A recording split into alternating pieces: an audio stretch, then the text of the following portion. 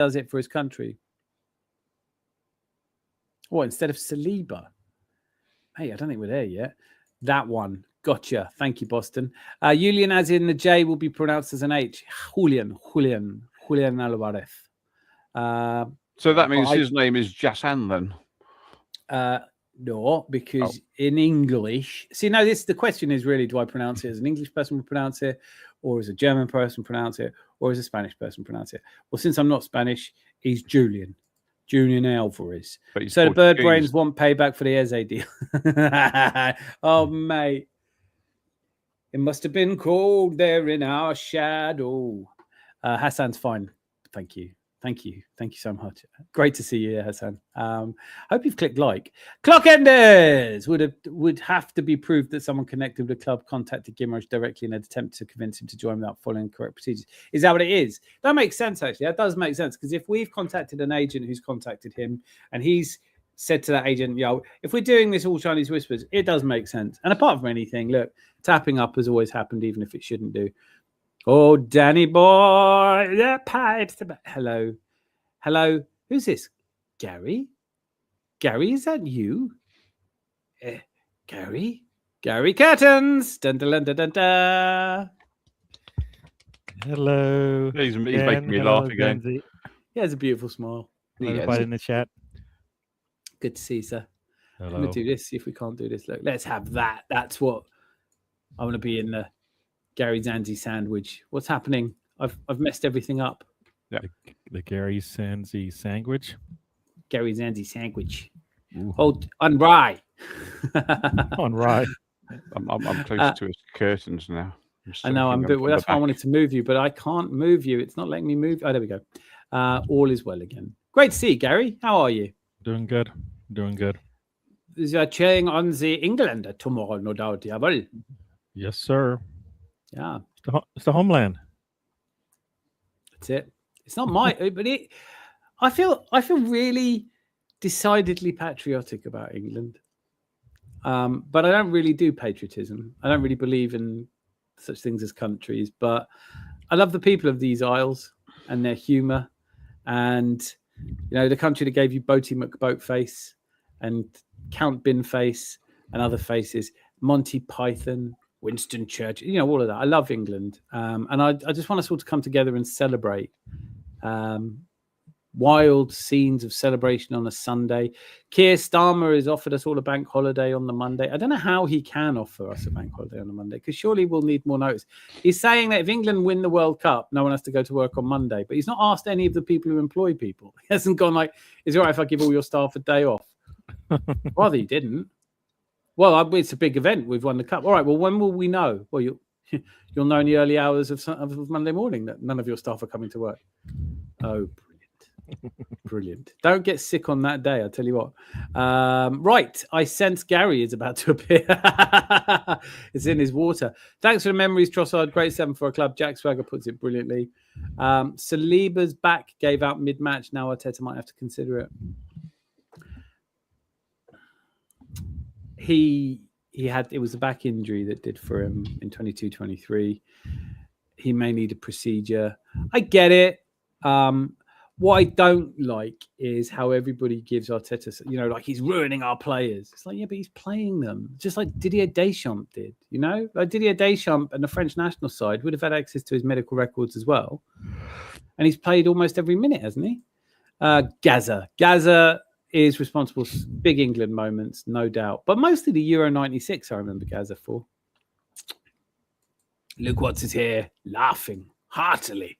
Clockenders, Binface, love him. Please win. Please win. Please count Binface, win in Clacton. Count Tomface. That could catch on. Idris Adam. It's been a minute, hasn't it? Hello, Idris Adam. Is he watching on your channel, or is he here? Gary, it's coming home. It's coming home. It's coming. Why not? I don't want Messi to win again. No, I don't. I don't think he wants. I don't look.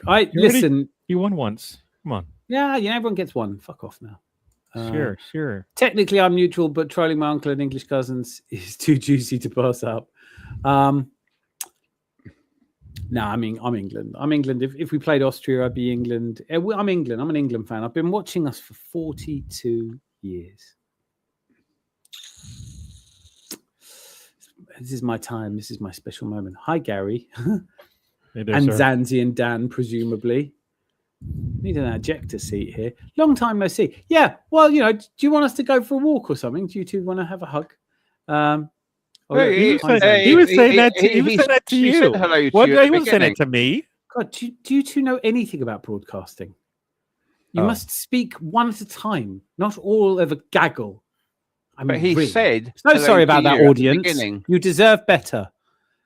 Yeah. If I want to be humorous and take the piss, whose pub is this? Right. Hi, Idris Adam. You know how we are here. We're having a bit of fun. Sorry about these two talking over. How's life going? I don't know. I'm surrounded on all sides by people who chatter. On the YouTube. Yeah, you're right. Oh, Trossard. Oh, Trossard. Oh, Trossard. Why Turkey? I don't know. Is it just the money? Is it just Supposedly the money? The money's good, right? You can get taxed less. Well, yeah, the tax is great. Yeah. How's life going down? It's all right. Can't complain. Mustn't grumble. Solace to Arsenal. I think it is happening, that one. I don't really think he's an upgrade on Trossard, though. He's got loads of potential, but I'm not convinced. Can we ask Gary a question? Only if you do it in a Portuguese Brazilian accent. No. I was going to quickly say to Gary. I was going to quickly say, yeah. No. Crocodiles. Has Idris said, how's your day? Oh, God. He didn't say that to me. No, he didn't say it to me either. Maybe he doesn't care. But my day's going great. He only said it to him. Yeah. That one. No. Poke. Other way. How do you not know you're doing it wrong? Are you not watching? You feel that? And what's the prognosis, doctor? Oh, Could we Gary doing his fingers again, is he? Could. I really want to see those fingers. Could we keep Norgard another season with Arteta realizing he's actually capable of doing a job? I wouldn't mind that. I don't know. I think I would like to. I was really interested in Ayoud Bouadi. I thought it'd be great to sign him because he looks so good. You shouldn't buy a player just because he has a good tournament, but sometimes you think he's 18 years old. He plays like he's 28. He's great. But Leon were insisting that he goes back to them for a season on loan. And I'm not doing that. I don't want to improve my squad in the year 25-25. I want it now. And I want it all.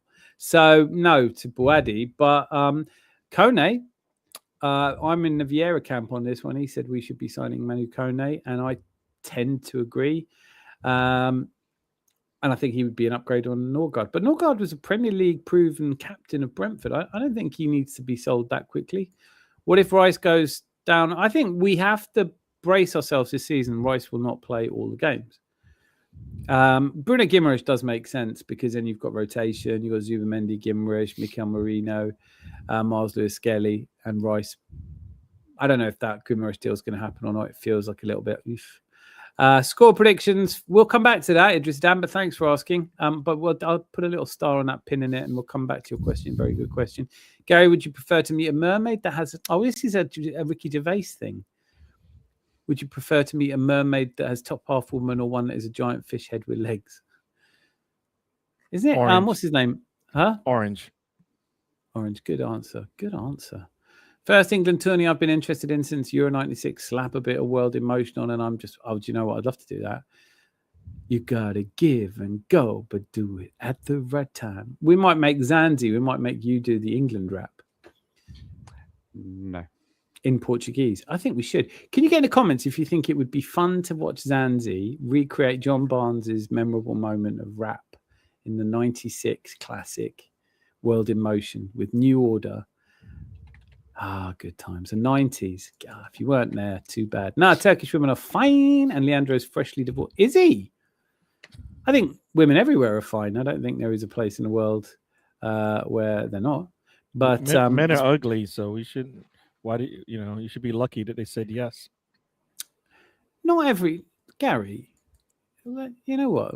Not every man thinks men are ugly. Today I feel gay. Why it's fun to be G-A-Y, G-A-Y. Why it's fun to be G-A-Y. Itsy witsy teeny weeny corrupt and crooked infantini.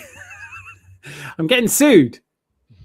When they come and get me, you'll all stick up for me, won't you? I don't know who you are.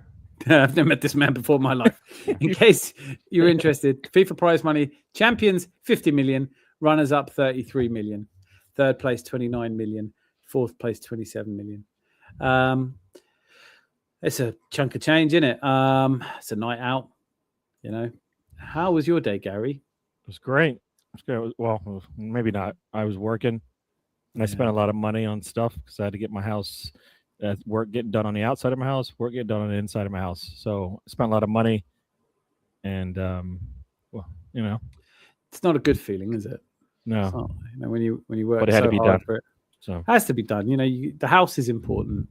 Bruno Guimaraes or Barcola? Oh, both. If I could only pick one, I'd go Bradley Barcola. Barcola. I'll go Bruno because I feel like I need to have an answer if Rice cannot do what he's done in the last couple of years. Skelly, so. Marino, Zubamendi. I hear that. Got cover there. Norgård. Sure. Gary, can you tell us how to pronounce Norgård, please? Because I know that you've spent a lot of time around Sam. I don't know Norgård. You do. I've heard you say it. Come on. I've heard you do it. Erdegaard. No, I know you've got Erdegaard, but we know how to do Erdegaard. I don't know how to say Norgård. Yeah, I think I screwed that one up. So. Odegaard's really obvious, isn't it, Zanzi? I'd help you to pronounce it. It's pronounced Odegaard. I've got to do another one of those. Yeah. I'm having too much fun. I'm nervous. I hear you on the Barcola. Like, we need to. Can we fix it? Can we get more in our attack? I get that. Well, we've lost. I mean, it's like for like, isn't it? Trossard goes, Barcola comes in. You've got to bring someone in. You can't let Trossard go for nothing. Very true. We are buying a left winger. We're buying somebody who can play on the left. Because Christos Tollis, everyone's like, oh, he's good. It's like, no, he will be good. I'll take that. But he's not good now. Yeah. He played for Norwich and did fuck all. Martin Zubamendi, 0 minutes at the World Cup. No, hang on. I think didn't he come on for a few minutes? I know it was only a couple of minutes, but yeah, but that's okay. It's not easy to get into a Spain team. Martin Zubamendi, I take your point, though. It is weird that he won them Euros. He did his job, you know? Yeah, mate, he was brilliant in that final. I hate to say it. I absolutely... Oh, great. Rodri's going off. Oh, oh, God. He's as good as Rodri. Great. US team got 16 million. That works out almost 250 grand a player as per the New York Times. It's not a lot of money. That's a week's wages for... Did you hear about that? I don't know about what. The US men's team and the US women's team in the World Cups have to share their winnings. I thought you were going to say dressing room. Or when the winning women get their 500,000 or something like that, whatever it is, they have to share that with the men, and the men now have to share half of their winnings. Again, you know, I don't know how much of this goes to the players, but here it's saying works out as 250,000 per player, but I don't think it does actually end up going to the players in that kind of way. They do get a fee for playing, but these are multi-millionaires. You know, genuinely, if you gave Sakura 250 grand, you go, oh wow, great, cheers for that. But it's the fact that the men have to share it with the women. Yeah, the men's federation has to share it with the women's federation. I believe that. But I don't think that the men go, oh, God, here you go. Look, there's 15, 200, 250, take some of that. I don't think. Well, yeah, no, because half of their winnings, goes to the women. And then half of the women. No, Zanzi, let's not do this. I heard you. You've said it twice. I heard you. But yeah, what but I'm thinking in though, is it there? No, I'm gonna be patient today. Okay.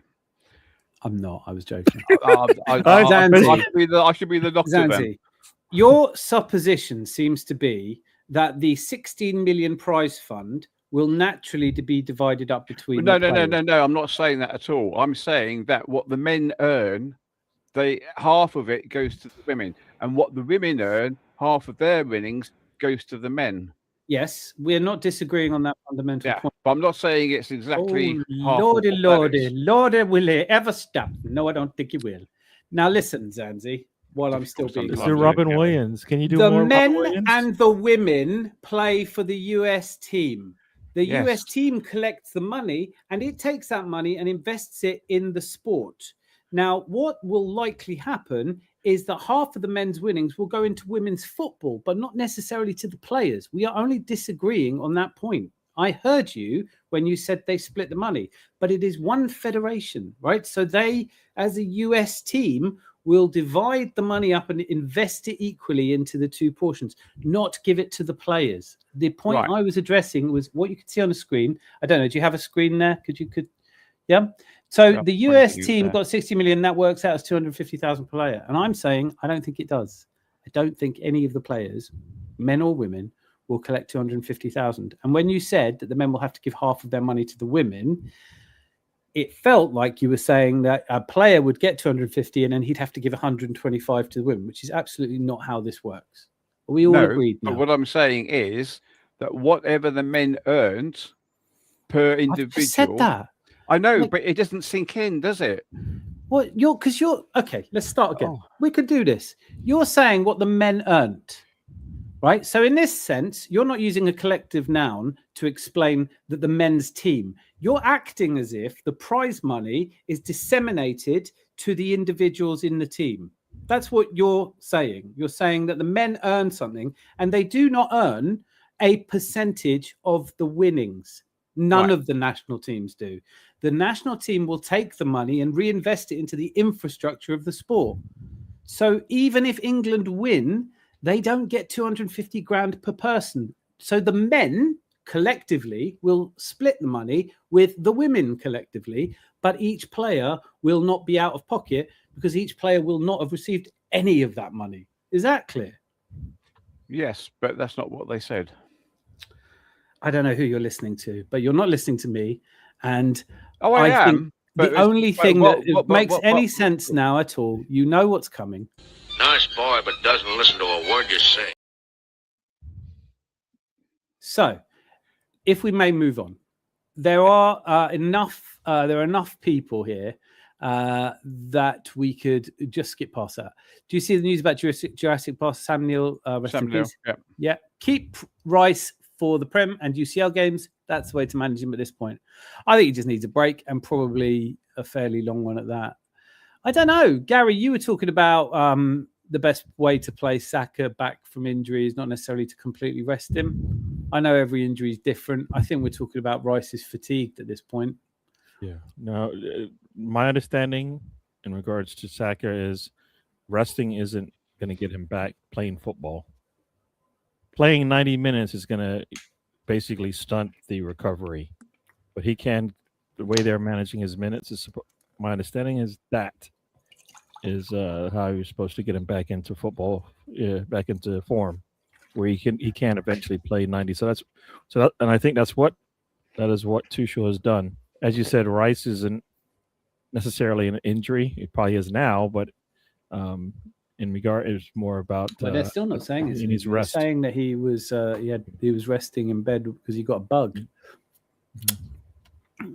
I don't know. I would guess at a certain point after 5 years of playing 60 games a season, he's going to probably need a bit of a rest. I think Zanzi should do the Barnes rap. I think so too. In fact, I'm going to suggest that very strongly indeed. And either Zanzi will do it or AI will do it as Zanzi, and it's up to you. You know, no one will know the difference. Oh, that's nasty. Good nasty. Lol. Rice is running on fumes. We need Bruno G. I don't really know if we do need Bruno G, honestly. We've got Paul Yuri. You have no pull. You have nothing. You got Yuri Tielemans. He was a free transfer like 3 years ago. That's who you've got. You've paid 35 million quid for a jumped up free transfer. You Spanish fuckers, we're coming for you. 1805. What's the significance of 1805? Did we? That's Napoleonic. Like what happened? Trafalgar. Is that right? Yeah. Was that against the Spanish? I thought it was against the French. No, Spanish. So we beat the Spanish in the Napoleonic War. No, no wonder we're good. They didn't know what was coming. We whopped their arse at Trafalgar, and then we whopped the Froggies in 7 years later at join us in a more PC age. We whopped the Froggies. I don't know anything about the Battle of Trafalgar, but I always thought it was French. But I take it. Yeah, foes have combined fleet of the French and Spanish apparently. Yeah, it's mainly Spanish, so. I wouldn't say we just went in there and whooped their arse, and half of their fleet surrendered, and the other half just went to whatever port they came out of with their tails. Whenever they do Greatest Britons of all time, the Churchill always goes surprisingly high for a man who slept in and drank 2 whiskeys before work and during work. But the one for me is Nelson. Like, not only redefining all naval warfare, but gave the most incredibly moving speech that I've borrowed. England expects every man to do his duty. And he did it using flags and then stood and gave his life in the bravest way possible for his nation. Meanwhile, Churchill was having eggs on toast and a couple more whiskies. And a lot of the things that we all think that Churchill said, he didn't say. And the others he did say had written for him. All gays welcome here, all races and creeds. We don't discriminate against nobody, especially lesbians. Listen, it's the Adam's Arms. It's a hostelry for the hopeful. All are welcome here. We have no genders and no agendas. It's just a great place for everyone to get together. We've even had Spurs fans in here. Not for a while, but I wouldn't be averse to the occasional Spurs fan walking in. No. You've got an oubliette to fill. Yeah. First, we will smash the onion bargees for Falklands and the Spanish. This is something that's very English. We play a team in a football match, and we look back through any, and we have. Was it the only country? Did you say this the other night, Zanzi? The only country we've never been at war with. Who? I'm trying to remember who I was having a conversation with. I thought it was you. No, I was just saying that Portugal are our oldest allies. We've never been at war against Portugal. No, I didn't say that. I don't know whether we have. No, I'm asking. I don't know. I don't know either. I don't think we have, but they helped us out when we were whopping the Spanish and stuff like that. Good. Yuri Tillemans, 35 million bags, getting money off Alejandro. You've bought some bad players and you've managed to sell some. Share the winnings. Is this kindergarten? Dan, you know what? I was just say, it's bad when Chelsea wants to sell their player and gives a discount to the English teams. I don't know. Seems suspicious to me. I don't think Garnacho. I think if you can sell Garnacho, if I was an agent, you went, Dan, I've got one for you to sell. I go, oh yeah, who is it? Well, he's a good one. It's 35 million we might get from him. It's 20%. That's 7 million. Your skyrocket. And I go, oh, wicked, nice one. Who is it? Alejandro Garnacho. Oh fuck. Oh fuck. Oh. God, they'll have seen him play. What am I going to say? No, I've got nothing. Wait a minute. Chelsea are interested. Shut up. There's a football fellow, his name, and the papers tell us he's in the Hall of Fame. Wherever he goes, he'll be at all the rage because he's a new sensation of the age, the millet. Beautifully poetic. United fans waiting on Tchouaméni and Anderson and end up with Santos and Yuri Tillemans. Oh, we are so back. It's funny. I'll share my vegetable with the women's team. For now. That was actually a decent Southern accent, not bad. Lorde. Solis, it's not as good as Zanzi's Brazilian, but he's being a bit coy tonight. He's being a bit like. You can hold him back. That guy. Come on, share the world. Share with your You friend. are the world. Come on. Share. Zanzi. Oh, don't say crocodiles. That floored me last time. No. Crocodiles. Yes, Tchouaméni had bad performance, but he recovers from injury. I don't think was there a France player tonight had a good performance?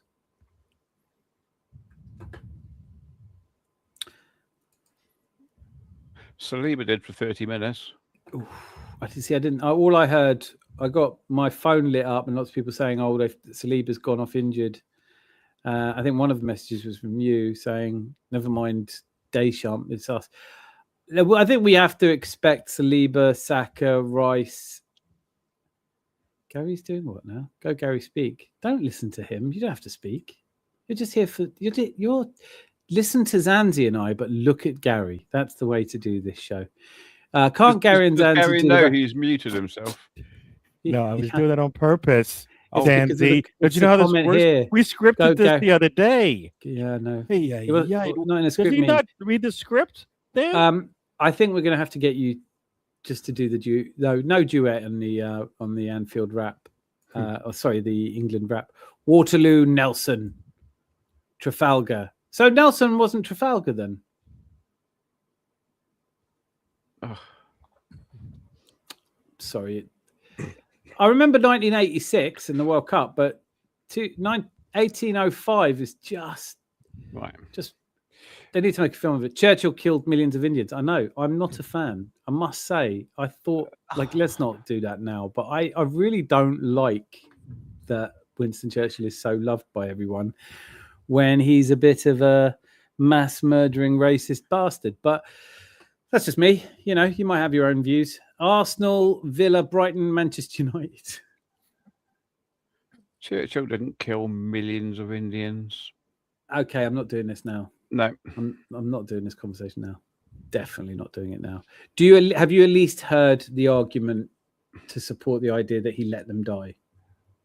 And did you ever hear his comments on the subject? And if they aren't a little bit dissatisfying to you, we could always have a separate conversation about it. But yeah, he has some blood on his hands there. We happy buy all gems. We buy any spare. We buy any spare. What is the expectation for Arsenal next year? Probably win the World Cup. Maybe sack Arteta at last and really get ahead where we need to be. My expectation for Arsenal next year is that the fans are still going to be miserable bastards. Still going to be like, nothing's good enough. Everyone should go. It's awful. Nothing makes us happy. But on the pitch, I think we could win the league. Happy with it. Lol. My mini eggplant. That's not logic. Had absolutely no business in the Falklands or Churchill. I've never been in Churchill. If England win this World Cup, we have Eze, Rice, Noni, and... Do you know what? It was the... It's when you take two Arsenal players off and put two Arsenal players on. I'm fairly sure I can say that's never happened in an Arsenal game before. Against Norway, when Rice and Noni came off and Saka and Eze came on, that's never happened before. I don't think we've ever had four players in a World Cup squad, so I'm pretty sure it couldn't have happened. But that was quite special. Nelson was Trafalgar and he didn't finish the match. Nelson was Trafalgar. Yeah, because that would make sense from him being in Trafalgar Square, wouldn't it? Yes. So why am I getting confused? What were we talking about? You said, wasn't Nelson at Waterloo? Oh, sorry. Yeah, that's Wellington. No, of course. No, Trafalgar is the naval battle, though, isn't it? Yeah, on boats. Yes. Yes, well, I know what naval is. Chelsea has better PR than Hitler, just saying. Yes, he does. It's his, and probably deserves better PR than Hitler, let's be fair. It's his bloody fault what's going on in the Middle East. The Millet, our top 5 or 4. Arsenal pushing title. Need a second channel, Danny, after dark. I do need a second channel. And it's called Unthink, but it's just, I have no time. Historically, Churchill was himself a bit of a neo-Nazi, just wasn't the sadist Adolf Hitler was. I don't know if we're stepping into a slightly bigger subject than this football channel really was set up to discuss. But you never know. We might have an appetite for a discussion around it in the future. I'm only typing Pol Pot to see Gary's reaction. Gary, can you please give us a reaction? That's a good reaction from Gary. It's great. Like Gary, I like that. It's Pol Pot, everybody's favorite dictator. I remember Churchill, the dog. Ah, yes. Forced famines, diverting aid, letting millions of Indian starve, saying dirty Indians, they bred like rabbits, Indian soldiers getting third-class medical support whilst fighting for Britain. There is an appetite to discuss Winston Churchill. I have to say, like, this isn't going to be the time to do it, but I have heard all these things before. I am absolutely no expert in this. He made his name at the Battle of Nile, did Nelson. Okay. No, that either. We don't take offense, Dan. UK culture, wonderful. Good. I think I love England. England accepted me. I was an illegal immigrant to England. Tommy Robinson is patriot.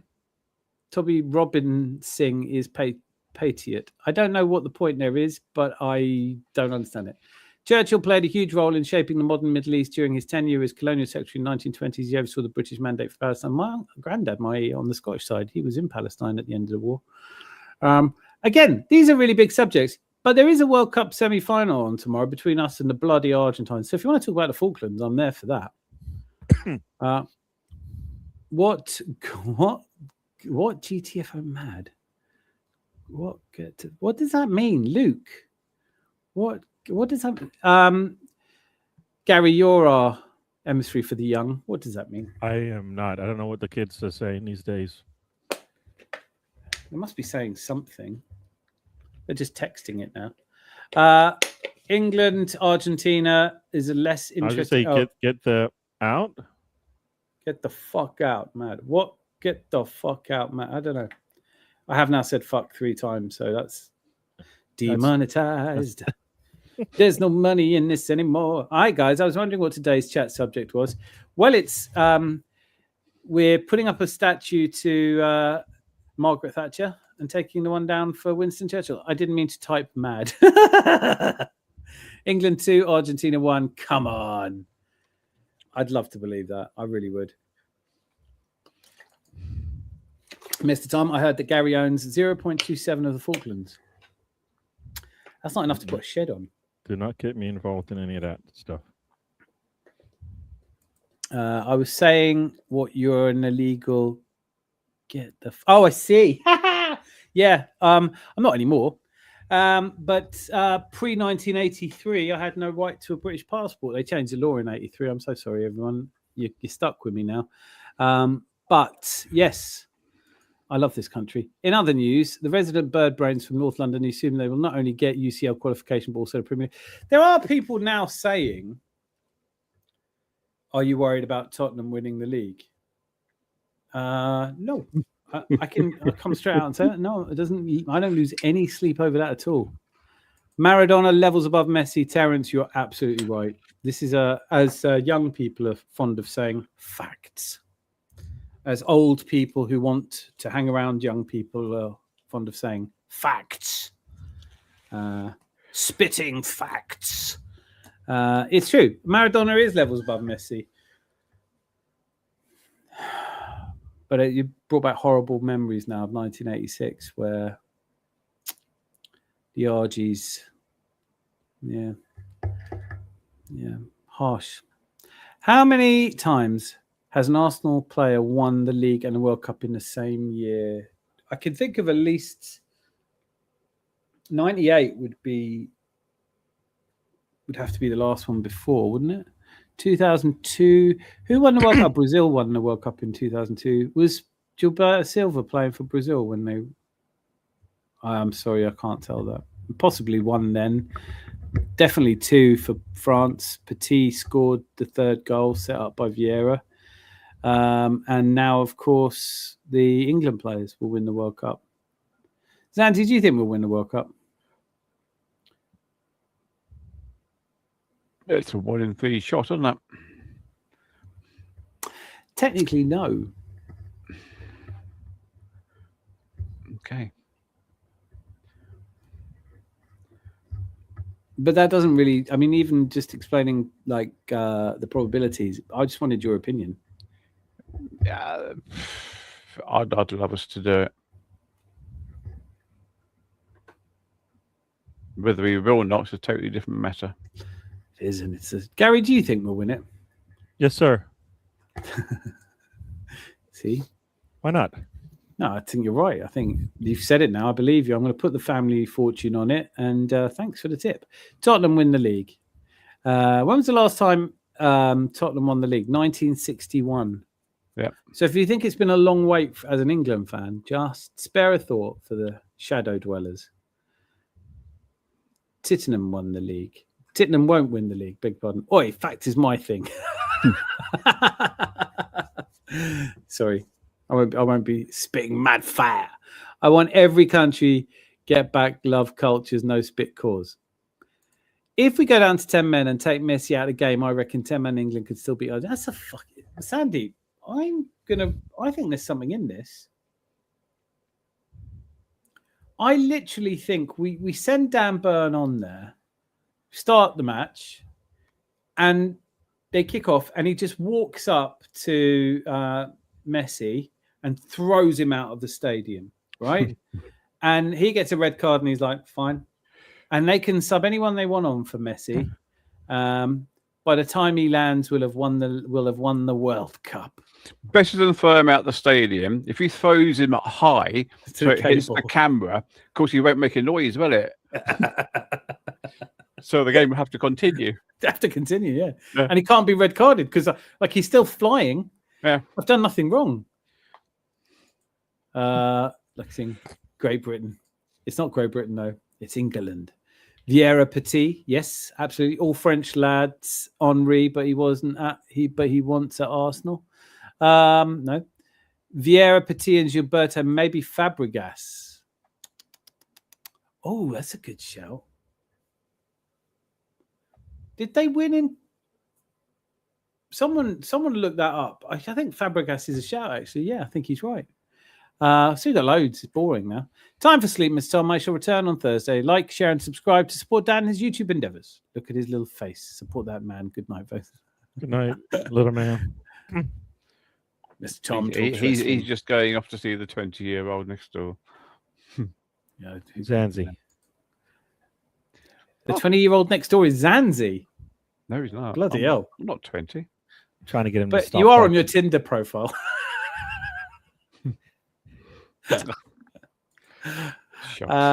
You have a good chance. This is probably the most balanced England squad I've seen in my lifetime. I cannot for the life of me understand the Dan Burn and Henderson selections, though. I think the Dan Burn selection is going to make perfect sense when he drop kicks Messi out of the stadium. That's what I'm saying. I do like that Thomas Tuchel. I'm starting to really rate Thomas Tuchel. And I didn't. But he's not a people person, is he? Let's be honest. Take care, Tom. Says Clock Enders. Messi, Julian Alvarez. I can't wait for an English player to land a good, hard, fair tackle on Messi. I don't need it to be fair. They will chop us down. George Eastham, England. Oh, I love this. Look at this. Terence Tibbs, you absolute legend. George Eastham for England, 1966. Manu Petit, France. Patrick Vieira, France. Cesc Fabregas, Spain in 2010. Yes, Per Mertesacker, of course. No, sorry. Yes. Okay. Now, right. Okay. Brilliant. But the original question was, has anyone ever won the World Cup and won the league at Arsenal? So Manu Petit and Patrick Vieira, yes. Cesc Fabregas, no. Per Mertesacker, no. Mesut Ozil, no. Lucas Podolski, no. And George Eastham, no. So there's only 2 on that list. That's mad, isn't it? Mm. I mean, it's a tough thing to do. What a great year that was for Patrick Vieira and Manu Petit. Subscribe to Gary Don't Waste a Trip too, as I enjoy tormenting him. Yes, please do. And it's destination viewing. Is that you on Tuesday nights and Saturday nights now? Yeah, I took to. Since it's the summer months, we every other week we're gonna do it, kind of thing. And then I was sitting there and I just realized the boss is away, and I was like, oh, you know what? I will partake if there is have an option. You're not establishing an alibi by being here, are you? When you say she's away, is this all to throw us off the scent? Have you? Moving on, Clock Enders. Please get in touch if you are safe. Just let us know. Dan, I asked you if you ever met Jennifer Tilly before, and now I'm curious. Did you ever meet Norm Macdonald? Nope, didn't meet Norm Macdonald. Would love to have met Norm Macdonald. Never met Norm Macdonald. Why was he into poker? Do you know what? Now that you say that, I've never met Norm Macdonald. I'd love to have, but did I see him on a poker thing? Yeah, maybe I did. No, never met him. Euros for Fabregas, not the World Cup, exactly. How would, like for us, start me? I want to see Rashford goal. Okay, no. He's not bloody French. He's Senegalese. Who's not? Patrick Vieira. He played for France, though. Petit and Vieira in 98 are the only two I can think of. Fabregas was an Arsenal player when Spain won, as there was a controversy when Barca players put a Barca kit on them during the celebrations. But was that the Euros? What year did Fabregas leave Arsenal? I think Jose's right. That does make sense. 210, but I'll just check. Missed the pod. Any ideas as to where I can get a portable aircon machine? No. My one is basically all the effect of a asthmatic cat breathing on me. 2011. He went to What? Barcelona. Cested. Right, so yeah, he would have won the World Cup. But just to be clear, the original question was who's won the league with Arsenal and the World Cup. So all of the players that At the were same listed, time. yeah. So Terence has already listed George Eastham. All these players have won the World Cup. But as you can see from the list, only Manu Petit and Patrick Vieira won it the year that they won the league. So if England win the World Cup this year, there's going to be how many players have we got in the England team? 4. Is that it? That's it. So basically, you put 2 on and took 2 off. So all 4 Arsenal players were involved in that substitution. That's mad. Yep. But if some people get their way, Marcus Rashford will be one too. Clockender says, love Tuchel's attitude with press. I quite like the fact he doesn't give a shit who he's talking to. He just doesn't, does he? World Cup winners who later played for Arsenal: Mustafi, Thierry Henry, Gilberto Silva. Yeah. When did Gilberto Silva sign for Arsenal then?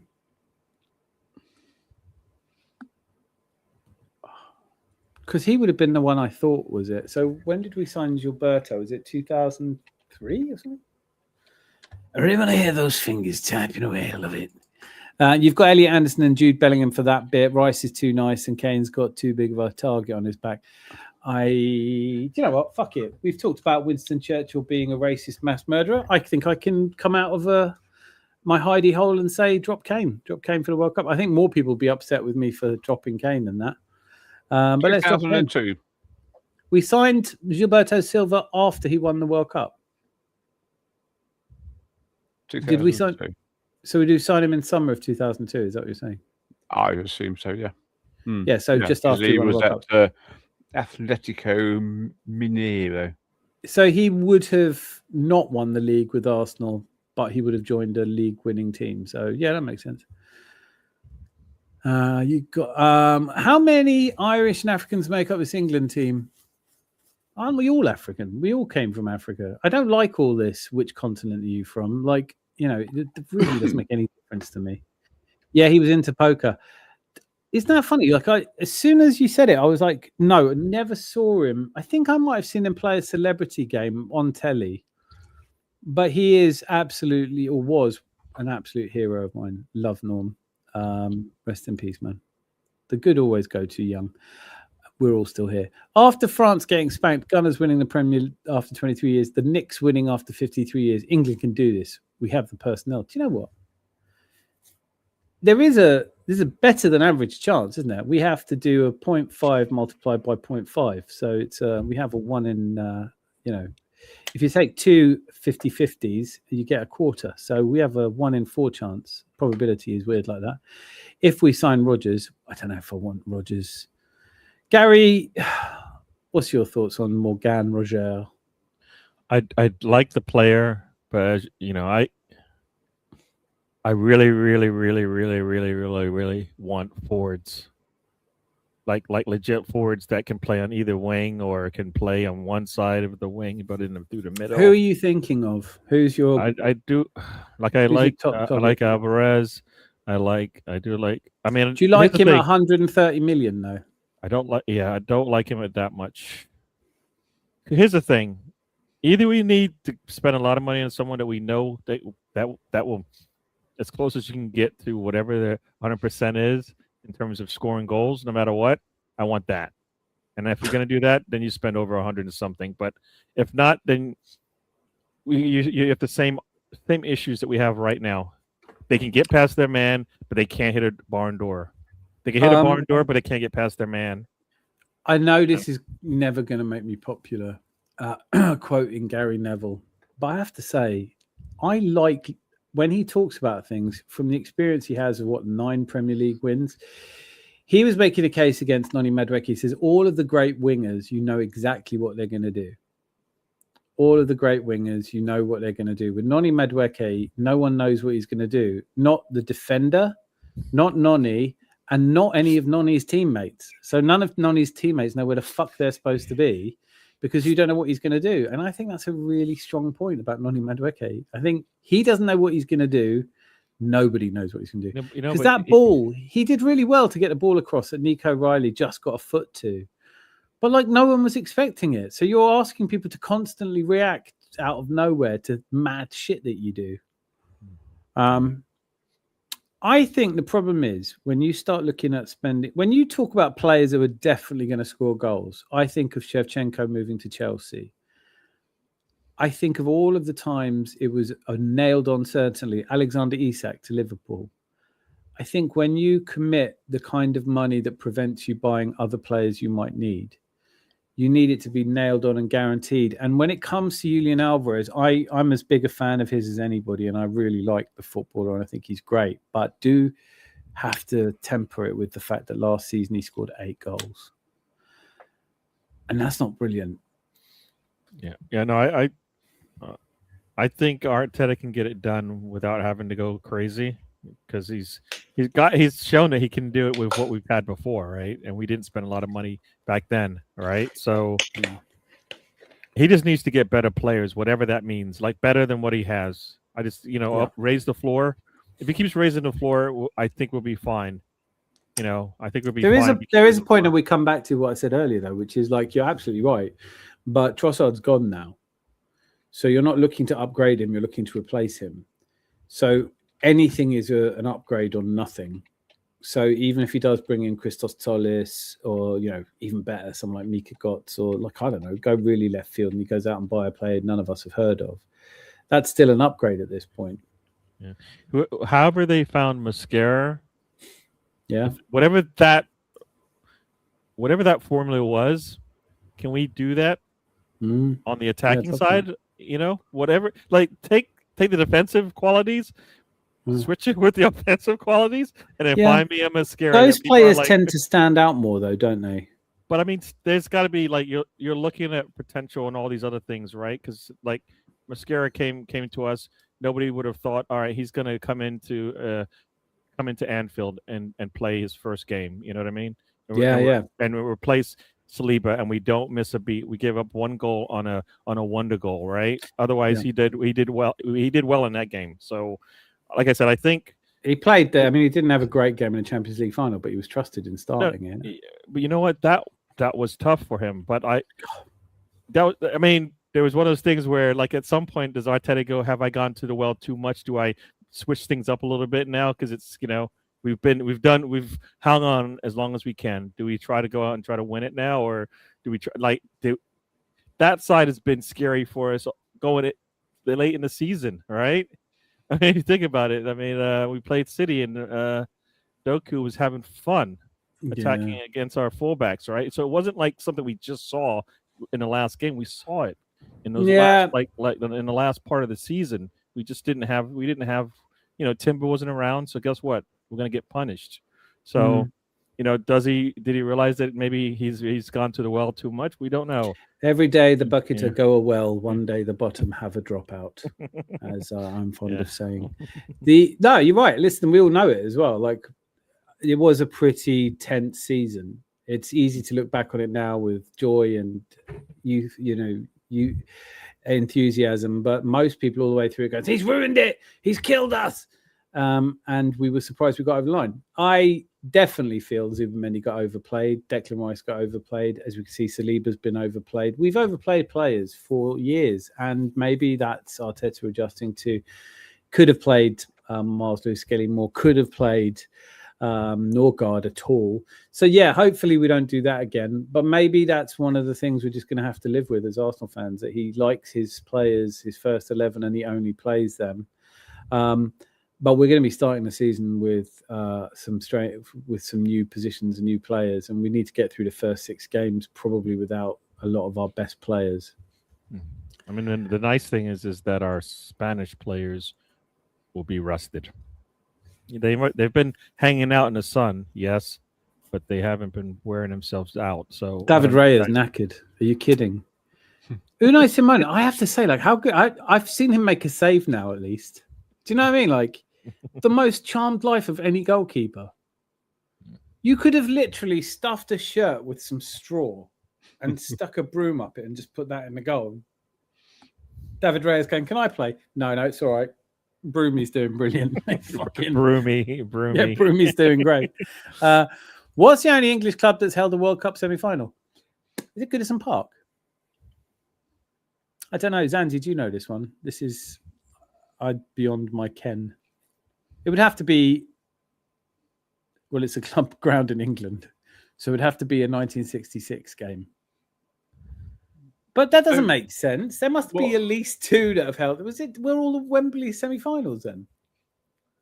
That doesn't make any sense, the Millet. I love this question because it's... Unless, of course, England played at Wembley. That's what I'm saying. So England semi-final was at Wembley. The only English club ground that has held a World Cup semi-final must be Highbury then. Or Goodison Park. I'm sticking with Goodison Park. Get in this. This is a great quiz question, the Millet. Love you for it. Gary needs to be here more often. I've never seen Zanzi. Oh, did you say it? I think you said the answer. Goodison Park. You said it's Villa Park. Sorry. Oh no, it was. Oh, I thought you said Villa Park. I did. No, Okay. Goodison. Oh, it says Villa Park. That's what AI says. Villa Park. Well, AI wasn't born then. What the fuck does AI know? West Germany and Soviet Union. They're not even countries. What you do? You're fucking shit up. I know it made things up, but you know what? What's a Soviet Union? They tell you to check AI after you ask it something. So you know. Yeah, check it. Wasn't even born in '66. Zanzi, can you confirm you're our up to date? Goodison. Was it Goodison Park? Yeah. So it wasn't Villa Park, which makes sense actually because Villa Park's a shithole. No, but it is. Like, no offense. I mean, I'm sure villains would agree with me. What's up with William Saliba injury? It's nothing. It's just period pains. He'll be fine.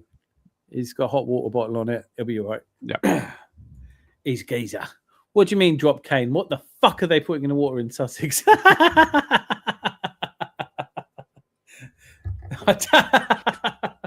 Yeah. Do you disagree with me then?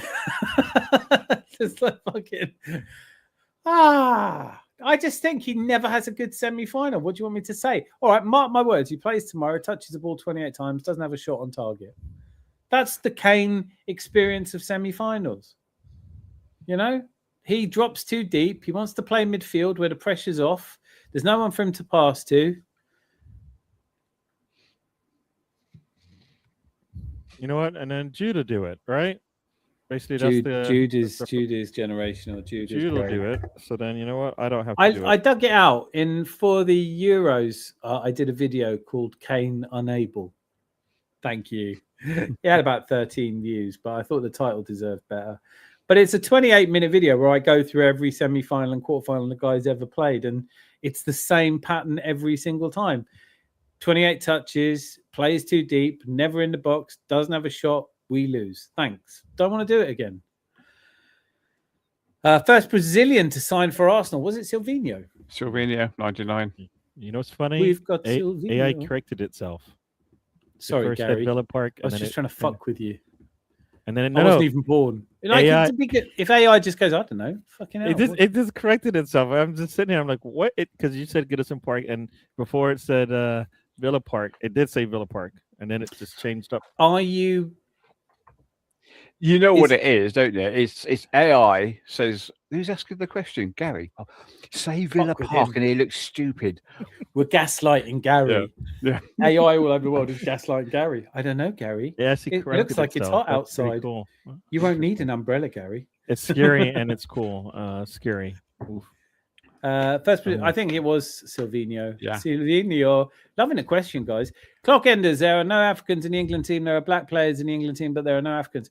I get so fed up with this. I'm sorry. Like, I get so fed up with this. People get so confused. Let's just imagine for a second that, I don't know. I can't even be bothered.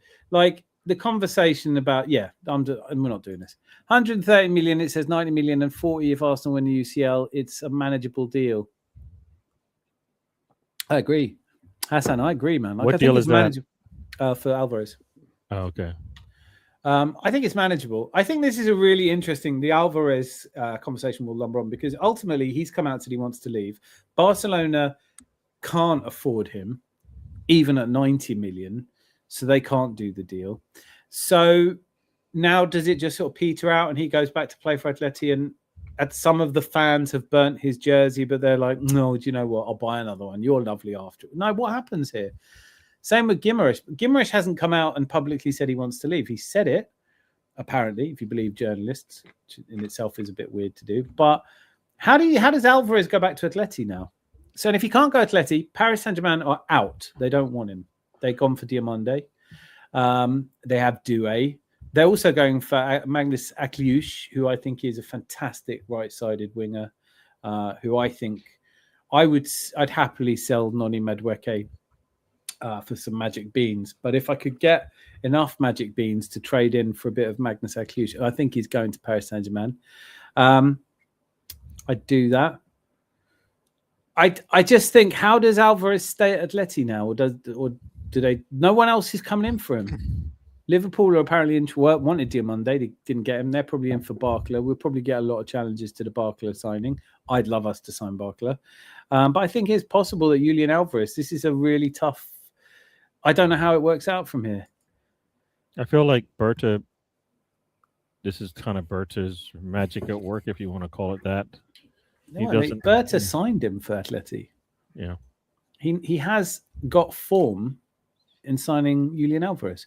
My only point here is, and like this is just conjecture. I don't have any inside information at all, but we didn't get anywhere near signing Julian Alvarez. He chose to go to Atleti over us. He wants to apparently stay in Spain. His heart is set on Barcelona. Do you want to sign a player who's like, yeah, all right then. Yeah, go on then. Yeah, all right. Yeah, I feel like Arsenal, at least, we don't. Like, hear the scenario you're bringing up, but I don't think Arsenal would do that if they felt like, because even Arteta has said it, right? He doesn't want to bring somebody here that wasn't. He doesn't want to bring players that don't necessarily want to be here and play for it, Arsenal and put on the shirt and all of that. So, if they've done their due diligence and we trust them because we trusted them and we saw what they did last summer, maybe they know. Do you feel that? I agree. That's a really solid point. But it just comes down to the fine nuances of what you're saying. Because on the one hand, you're saying, like, we don't want to sign a player who doesn't want to sign for us. It almost feels like a moot point, because if they really don't want to sign for you, you can't sign them anyway. Well, okay. You're going to take me verbatim, but I'm asking you because I wanted to get an idea of what. Because my question to you is this. Yeah. Does that apply across the board? If a player really wants to go to Barcelona, but they don't get to, is it still worth saying? Because he could still say, look, I'm happy to, according to Hand of Arsenal and various other sources that we respect, he has said he would be open to the idea of moving to Arsenal, but prefer to move to Barcelona. So does that fit in your category of players you shouldn't sign? Or should you only sign players who's only, like Gyökeres, I only want Arsenal? Yeah, no, I mean, I think if you're analyzing these players and you think they're professionals, they might have their wants and stuff, but you don't get everything you want anyway. So if they're professional and that's what you've gathered from your analysis of them, then like if I bring them in, they're going to do the job, right? And so that's that's a mature player. Mature players can handle that, right? Yeah, I don't get to go where I want to go, but am I still going to be professional? Yes. So then, and if you think that's going to happen when they come to your team, then you're more than likely to bring them in, right? So I'm in two minds because I think when you look at what he said when he came out, he said, it's my dream to move. Mm-hmm. We all know he's not talking about it's his dream to move to Arsenal. So if it was his preference to stay at Atleti or go to Barcelona, but that's been taken away from him because he shouldn't have come out and said he wants to leave, then he's in that situation. Well, I guess, yeah, Arsenal will do. It's a lot of money for a player who didn't want us to be his first choice. That's all I feel.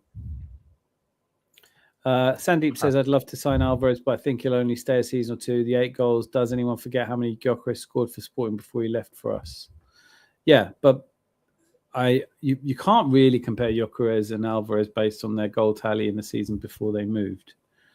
Sporting somehow have survived Gyökeres leaving, but I don't know if...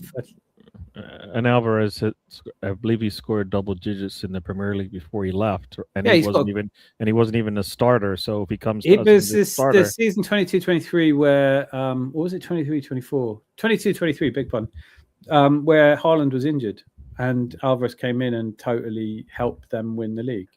I like him from that period. I really like him, but I don't know 130 million if I like him. I really wanted us to sign him when he left England to go to Atleti.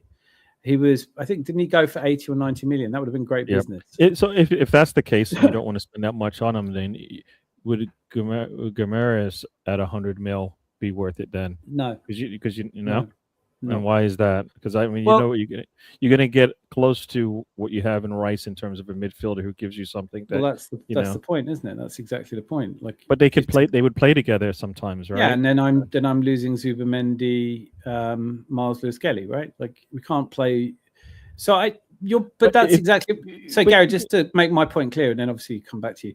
You said, would you spend 80 to 100 million on Guimaraes? And I said, no, because we've already got someone playing that part. Alvarez, we have nothing like Alvarez. So Alvarez would be very different from anything we have, whereas Bruno Guimaraes would be different, but we have other players with those skills. I'd still want to sign Guimaraes at 60, 70 million, but I wouldn't want to sign him at 100 million. Yeah. I hear you.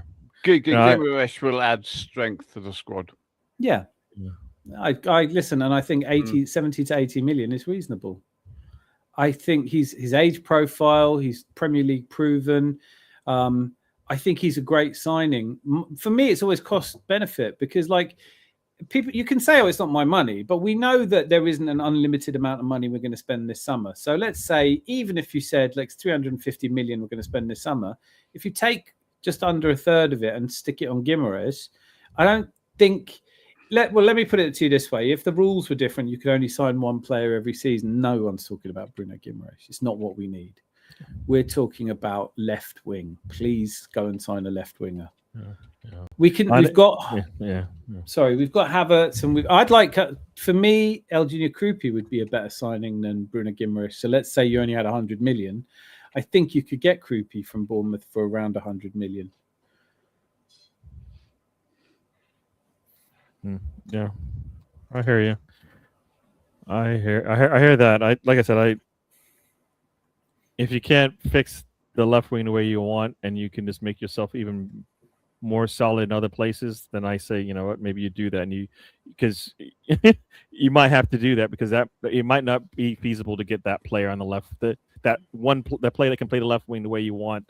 Yeah. So if you're not gonna be able to do that, then I would make sure that, guess what, everything else is solid. Like, for example, right now, if you're really concerned about Saliba coming back from his injury at any point, then and you feel like you have to get a defender, which I'm always like, getting another defender, but it worked out for us last season when we did that, right? So yeah, they might have to do that again just to you know what, we're going to be solid from the back like we've always been. We're going to make sure we've got the depth, and yes, Mascara could do the job there probably, but all I would say on that is Mascara, Ben White, and Julian Timber can all play right-sided centre-back. Yeah. So it wouldn't be we do need, I think, to sign a right back because all the talk about Benny Blanco going, but I don't know. Yeah. For me, when you analyse the squad, the one place that really pops out at you is the left wing, and we've just sold one of the two players that didn't quite make it for us last season. So we're down to Martinelli's our only left-sided winger.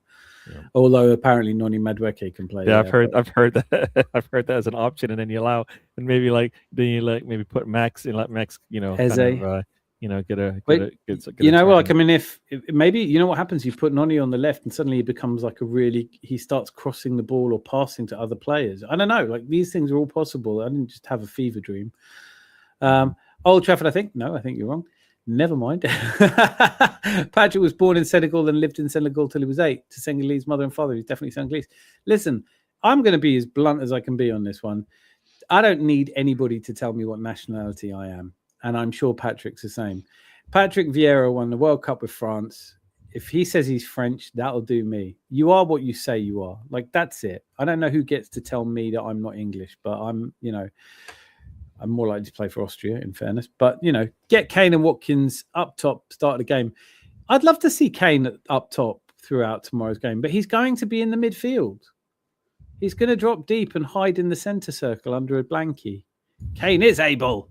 He's very good. Kane is very good until you need him to step up in the big games. I'm glad that I'm going to be here tomorrow night to take all the abuse that's coming my way when it turns out I'm full of shit and the guy scores a hat-trick to put us into the final. I really want that to be the case. And I will say also, he did score in the DFB Pokal. So he has now scored in finals or semi-finals. But it's pretty shocking statistically when you look at it. And in the game against Norway, Harry Kane, 38 touches on the ball, 8 passes in the opposing half, no shots. So it's not really you drop him if he didn't have the reputation he does. ChatGPT wasn't even born until 2022. Let's double check your answers.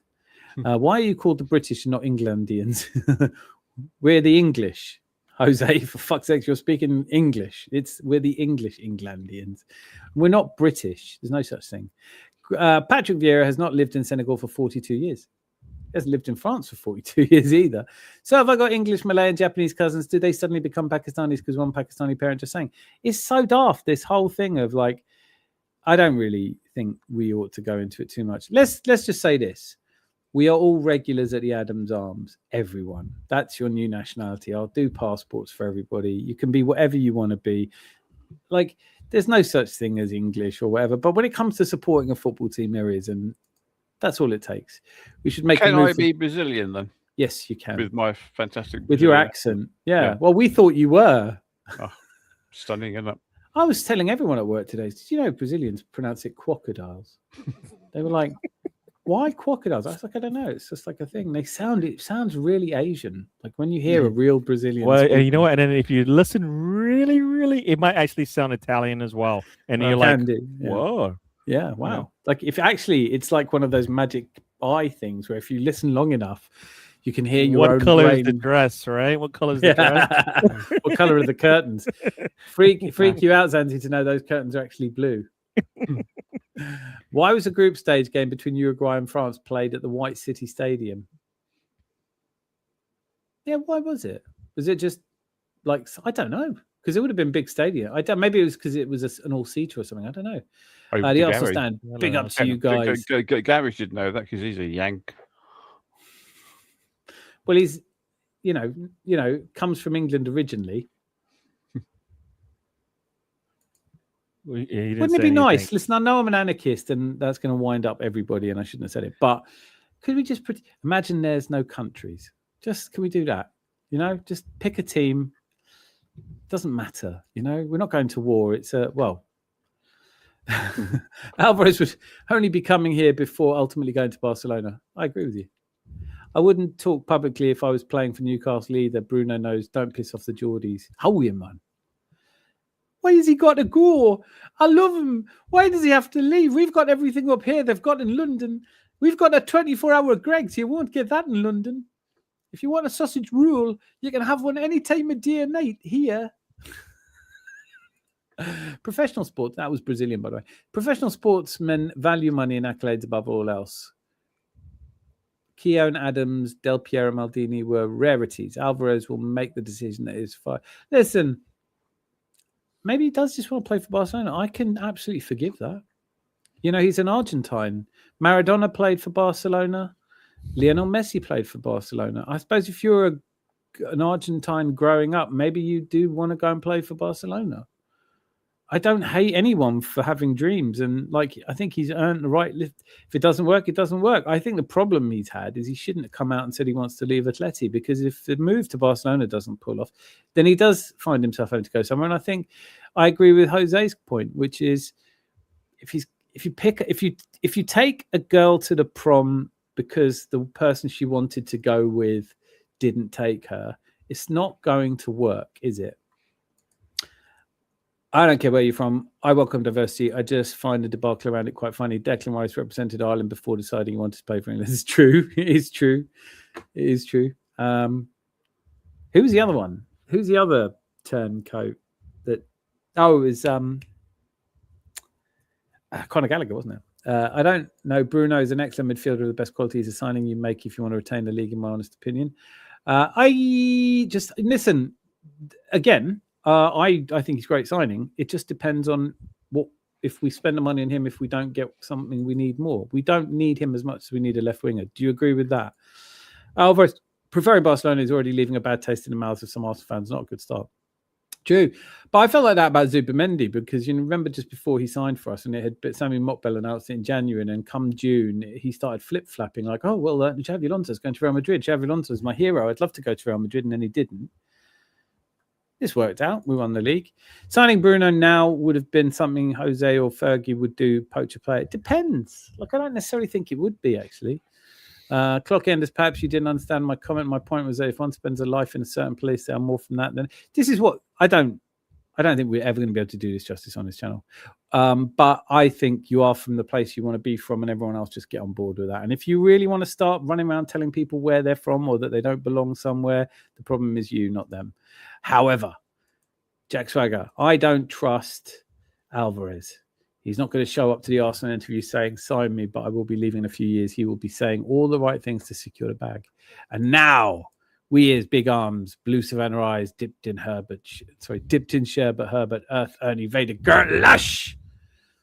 Oi, Razor. Sorry, I was in the wrong chat for a sec. I was in DWTT. I was jumping over tumbleweeds in there. Sorry, Gary. Hello, Gary boy. Gary, I forgot. Once, Sam. Yes, please. Black Air Force Gooner, Walt Leakey, Texas. He can go wherever he wants if he comes and wins us a UCL. Exactly. That's a very good point, actually. If you do come to Arsenal just for a season, we win the Champions League, do what the fuck you like. We suck at selling. We'll end up buying for 130 and selling for Dan's Magic Beans. Arshavin64. There are some absolute wet wipes who are hell-bent on trying to police what nationality people are based on their skin color. Ignore them. Yes, let's do that. Very well said. Yes, you're right. It's daft, but facts are facts. And Patrick Vieira is no more French than you are. I don't know. He speaks French. Je ne parle pas français. He must be fairly French if you won a bloody World Cup with France. I think that qualifies you as French, doesn't it? Yeah. This is just an extension of the same bullshit people have been doing for so long, since nations existed, which is not a long part of our human history, by the way. Tribes, families, yes, that's our nature. Nations is nonsense. To tell something, like, they used to say this about Jewish players. Jewish players can't be English. I'm not doing it. Like, if you say you're English, that'll do me. I'm never going to tell someone what nationality but Jewish isn't... Jewish is a country, so it's got nothing to do with your nationality. I'm not saying it's rational. I'm saying that there was, at different times, people have disclaimed other people's nationality for a variety of reasons.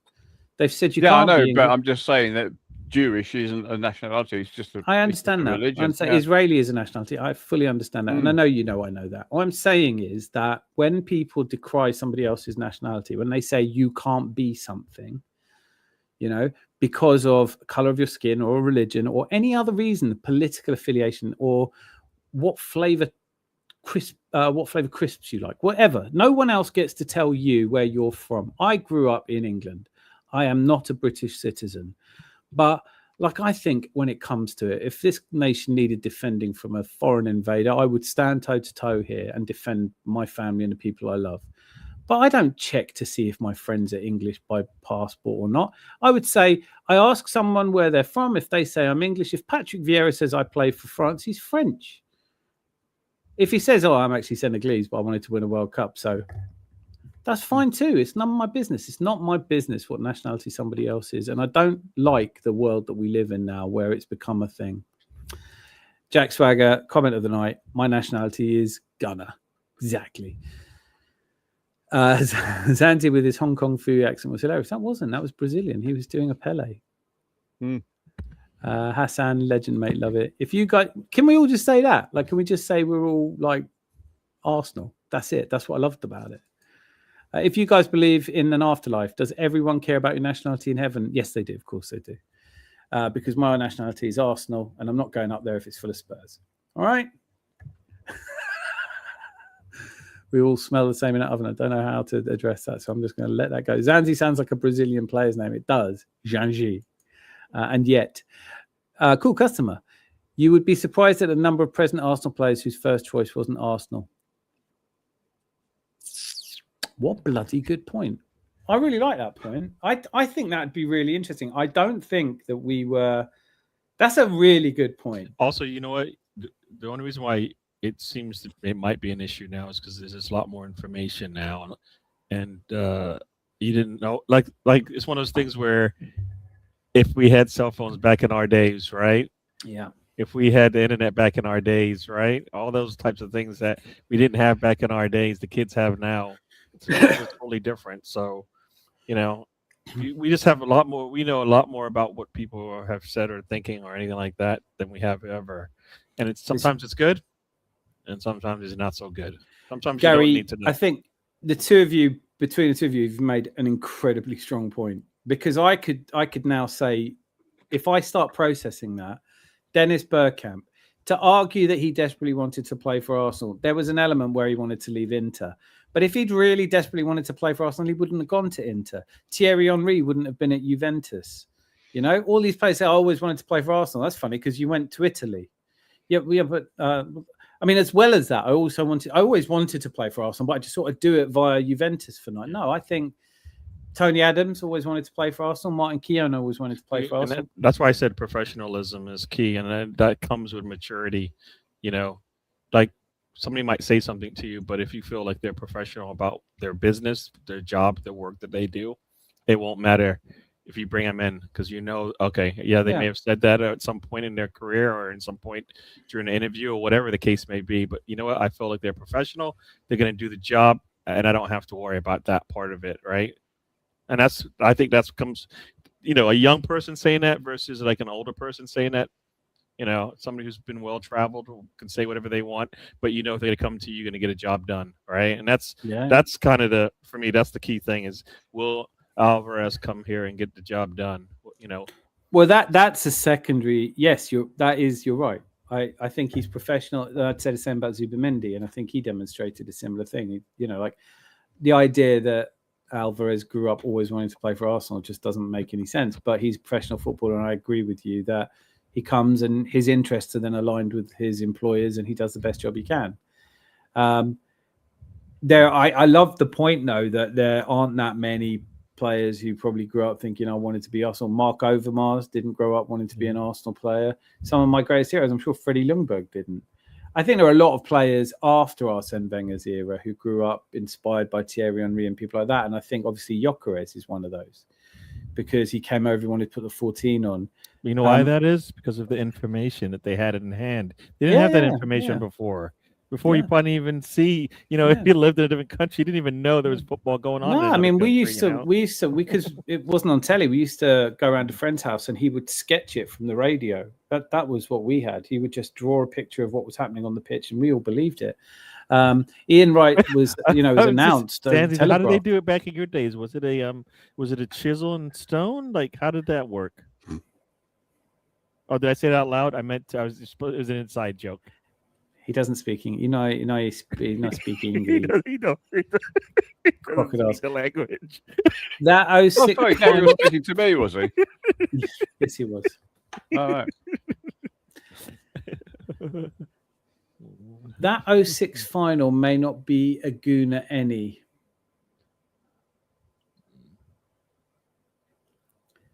I don't really get it. May not be a Gooner any. Well, in the 06 final, Jens Lehmann didn't grow up wanting to be a Gooner. Sol Campbell definitely didn't. Let's be honest. I think he's right. I think it's a fair point. I think there aren't that many players. I think Gary, the other thing that he's saying, is that we didn't have the information. People didn't know that much about. Certainly, foreign players would have only watched the FA Cup, and before, we wouldn't have seen that much Arsenal. Here we go. Uruguay-France was scheduled to be played at Wembley, but on the date of the game, dog racing was being held at Wembley, and the dog racing took priority. Well, of course it does. Fucking dogs, the pups. Not moving that. Don't be stupid. Has Arsenal ever had an idea? Nelson Vivas. Nelson. Oh yeah, and right underneath it, Sandeep couldn't wait. Nelson Vivas, exactly. It wasn't very good. Hello, Catherine. Good to see you. The 06 final may not be a Gooner anymore, but the one hurts more than the recent one. Couldn't tell you why. Yeah, it does hurt more. But do you know why? Let me tell you why it hurt more for me, Hassan. Because 06 was the end of something. 06, we knew if with our league form shot, we weren't coming back, we weren't playing well, and we weren't likely to make another Champions League final soon. We did get another crack at the semi-final in 09, but then Ronaldo broke our hearts at the Emirates. But that felt like everything was over and there was nothing to look forward to. This time, yeah, all right, we lost the Champions League final by a penalty kick, but there's a feeling, rightly or wrongly, that we can still come back. I think he's explained it now, Jose. Sandeep Dole, thanks. Good evening. Who's like sex, guys? Bruno, G, Alvarez, Rodgers, and Barclay will be great, but we still have Odegaard, Martinelli, and Havertz. Not that they lack talent, but we might lack the squad space. I don't think we do, actually. Trossard's gone, so at least one of those is covered. But we do have to start. I don't think Martinelli, Odegaard, and Havertz are the ones to go at the moment. I think Nwaneri might be. Yeah, Norgard would be one that would go. I think so. I think Nwaneri, although his brother has now signed schoolboy terms, or whatever they call it. The difference is whether they can assimilate or not. Yes. Assassin boy. My Arsenal's loyalty makes me back England watching the... Well, that doesn't make sense.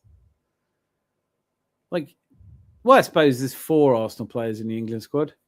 Isn't there? Didn't we agree there's 3 in the Spain squad? Yep. So it's just the nonny has it. It's the Nonny Madueke factor. He makes the difference. Nonny makes the difference. Squad? I know it's Marino, Raya, and who is Moreno. the third one? Moreno, Raya, and Zubimendi. Oh, Zubimendi. Zubimendi. Yeah. Although I think we established he's literally played less than 10 minutes. The sleeve sponsorship straw that broke the camel's back, as they say, it's more personal and about principle than anything else. Now I'm neutral. Well, I'll cheer against Spurs. Always cheer against Spurs. That's the neutral thing to do. Yo, I'm back. Who is that team? Tottenham. I would laugh my head off if halfway through this season, Spurs are leading the table and they're 4 points clear, and then all of a sudden there's a headline: Spurs break the squad cost ratio, 20.5 reduction. That's what really made me laugh when Gary Bumbungalow was losing his mind over why can Tottenham spend so much money? It's not fair. They came 17th. This is because they are a business. They make money. Beyonce comes over and drops notes. Their stadium is a license to print cash. Aston Villa Stadium is not. Aston Villa Stadium is a fire trap. Arsenal doesn't need to be your first choice, but if you're coming to the club, give it your all. Alvarez crying about Barca is a different case. I think we're all kind of saying the same thing. I did feel like just before Zubimendi came to Arsenal, I was really disappointed that he allowed himself to get dragged into the conversation around possibly going to Madrid. But there are still clubs in the world that have more pull than Arsenal. As far as I'm concerned, everyone who joined us last year actually said that they wanted to go and play for Arsenal. Yeah, that's true. Except Zubi. Yeah, but there again, it was almost done that he was going to come, and then there was a little, I wouldn't mind going there, but no, stuff that go to Arsenal. Listen, I think judge them all. I can't pick out any players last season I felt didn't play for the badge. And I think that, like, if I'm right in interpreting what you're saying, to some degree, you're also saying like they excited by the project at Arsenal. So it might not have been the club they supported as a kid, but right now they're like, I want to be part of this. Is that fair? Yeah. That'll do me. I mean, it's especially when you see Havertz scoring that goal against Chelsea and then running off and pointing to the Arsenal badge. Mate, that was one of the that's why when Lee Gunner was going, he doesn't score clutch goals. I was like, except the goal that got us. What the fuck is he talking about anyway? It just annoys me when I quote idiots. But that game, I was at that game, and I can only speak to the ecstatic celebration of that goal. And exactly what you just said. It was all the Chelsea fans to my left singing and abusing us. And then suddenly they disappeared. And it was like Havertz scored and they all just were like, Thanos' glove. Bing. So I love him for that. He doesn't score clutch goals. Only one of two men who's scored in a Champions League final for Arsenal. That's not clutch enough, apparently. Season starts in a month and we have Saliba surgery, Declan one leg, Saka Achilles, fucked, and Madueke. Madueke's fully fit. Fuck. I don't know. I don't know. Listen, I don't want to like Madueke is a title winner. And also, you never know what he's going to do. It's more personal on my own principles than anything else. I still have a soft spot for the club. I just can't in good faith just pretend I'm okay with it. That's what it is. I will answer Zed and say 60 years, mate. Oh, sorry. How long have you been supporting the Arsenal? 60 years is a good. Would you not want to keep Norgard with Saliba injury and our injury prime fullbacks? Catherine, this is like someone else said that. Why does Norgard come up as a Saliba? I wouldn't want to see him replacing Saliba. I'd rather see Ben White, Timber, or Mascara there. Surely you would too. But I'm not necessarily opposed to the idea of keeping Norgard either, because I think he just didn't play him enough last season, but I don't think he's shit or anything. He's not glamorous, but I don't really want to. I want Jesus sold, but apparently we're having trouble with that. Big up G Money and the crew. Clock Editors, if we didn't have African influence on our national side, you'd have Longstaff up front and Henderson in the middle. Foden. Listen, I don't know. We've got to start another channel to have these proper conversations. But my view of it, and I'm just applying science, is that all life began in Africa. So, like, I'm African. Like, the color of my skin has nothing to do with my DNA, obviously. You know, so, like, when people get into nationalities and ethnicities, it upsets and annoys me. I don't like it. But I will say and repeat myself ad nauseum, my view is if Zanzi says he's Portuguese, he's Portuguese. I'm not here to argue with him. Zanzi, you're Brazilian, right? What do you say what you want? Yeah. I shall speak Portuguese again one day. One day soon. But I'm upset that people don't think I am Portuguese. Brazilian. Sorry, Brazilian. You might have dropped yourself in it a bit there, mate. That's what I love about football as well. That's what I loved about the parade. I love that it's inclusive. I don't like these idiots that sit around in their underpants going, you're not a real Arsenal fan. If you say you're Arsenal, you're Arsenal. If you say you're Man United, you're Man United, and respect to all. But we don't have to do it with nationalities. The reason I don't like Spain is they don't play Raya, even though he's the best goalkeeper in the world. At least the English Arsenal players play and start games. It is mad, isn't it? Like Unai Simon, I've not seen him do anything, but how many goals have they conceded in the entire tournament? One. Just think how much better they'd be doing with Ray. It's like, you can't even argue it, can you? You can't go, like, if they come out against us in the final and I'm not even playing a keeper, I'll be like, yeah, it makes sense. The fuck are you going to do? I mean, that French forward line was the best in world football that you could possibly put together at the moment, and they didn't register a shot. Why would Barcola downgrade? What, to become an Arsenal player? He has to leave. He said he wants to leave. He's leaving. Where do you want him to go? Bradley Barcola could choose between Liverpool and Arsenal. I don't know. Maybe you're an Arsenal fan. Maybe you think Arsenal is a better choice than Liverpool. Maybe you're a Liverpool fan and you think otherwise. I'm not here to disagree with you. But why would Barcola downgrade? If the question is, why would Barcola leave Paris Saint-Germain? It's because of Feature Kvaratskhelia. He's not getting any game time. Between Desiree Doué and Kvaratskhelia, he didn't start the Champions League. That's why he's leaving, and he is leaving. Barcola will leave. Where he goes, I don't know yet. I'd quite like him to come to Arsenal. I think he's an upgrade on Trossard. Kepa, I don't see him playing for anything, never mind a badge.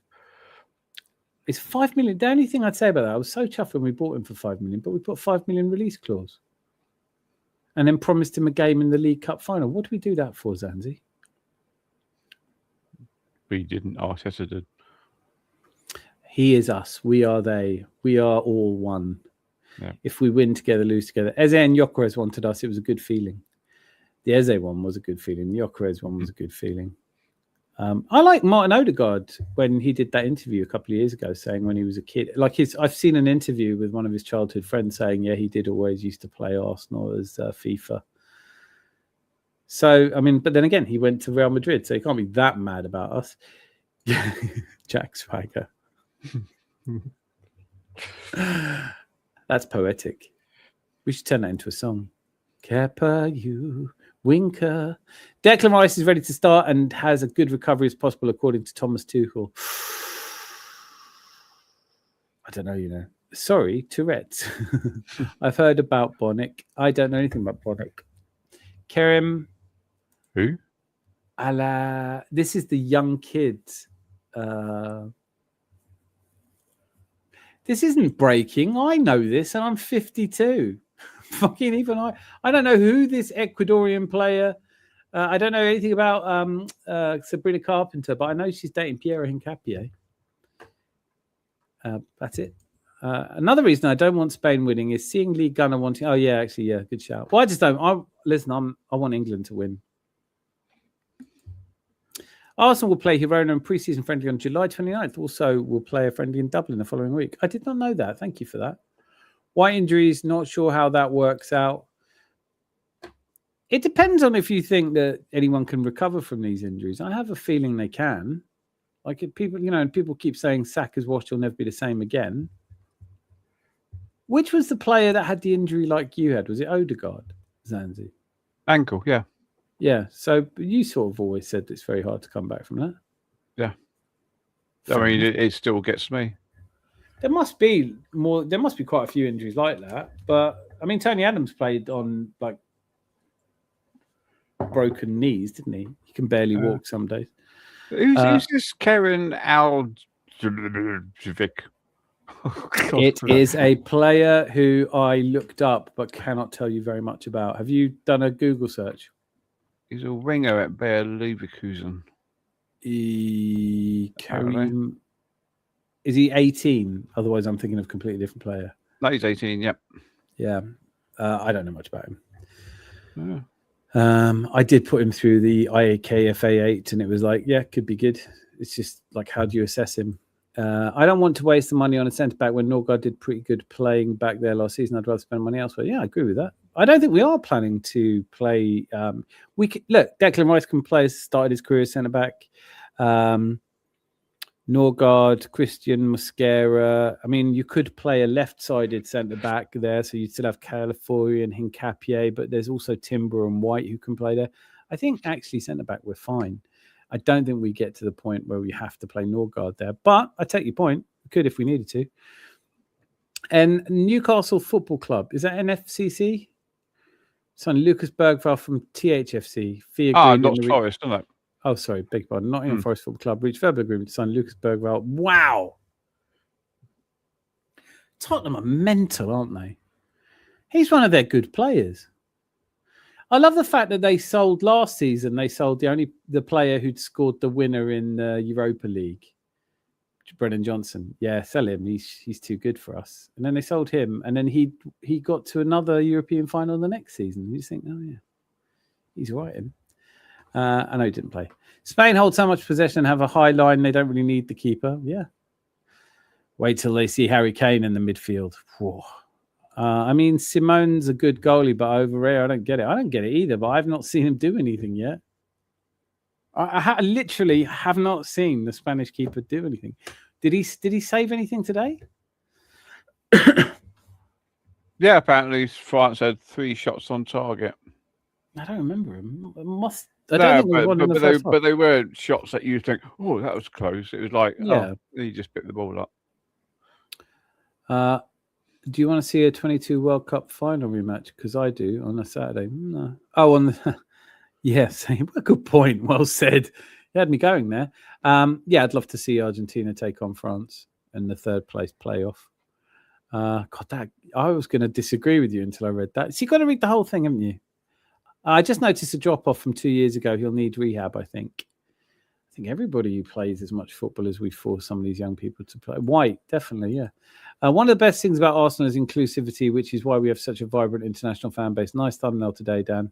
Gunners are everywhere. Xenophobic Gunners are the worst. I don't meet a lot of xenophobic Gunners, and I didn't meet any at the parade.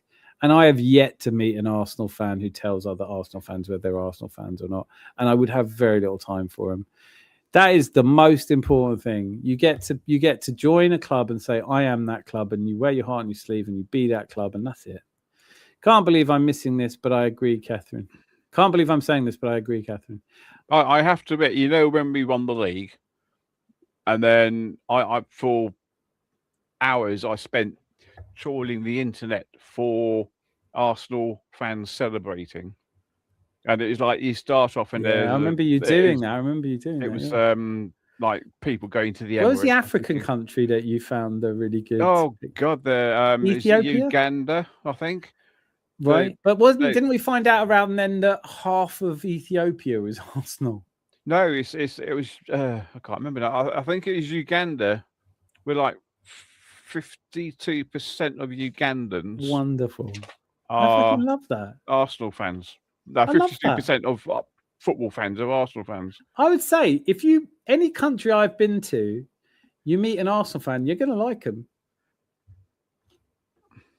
You know, that's what it's more about what unites us than what divides us. But I fucking love that. Like it, because it was everywhere you go to. I mean, when I was in Indonesia, I was like, Christ, there's a lot of Arsenal fans here.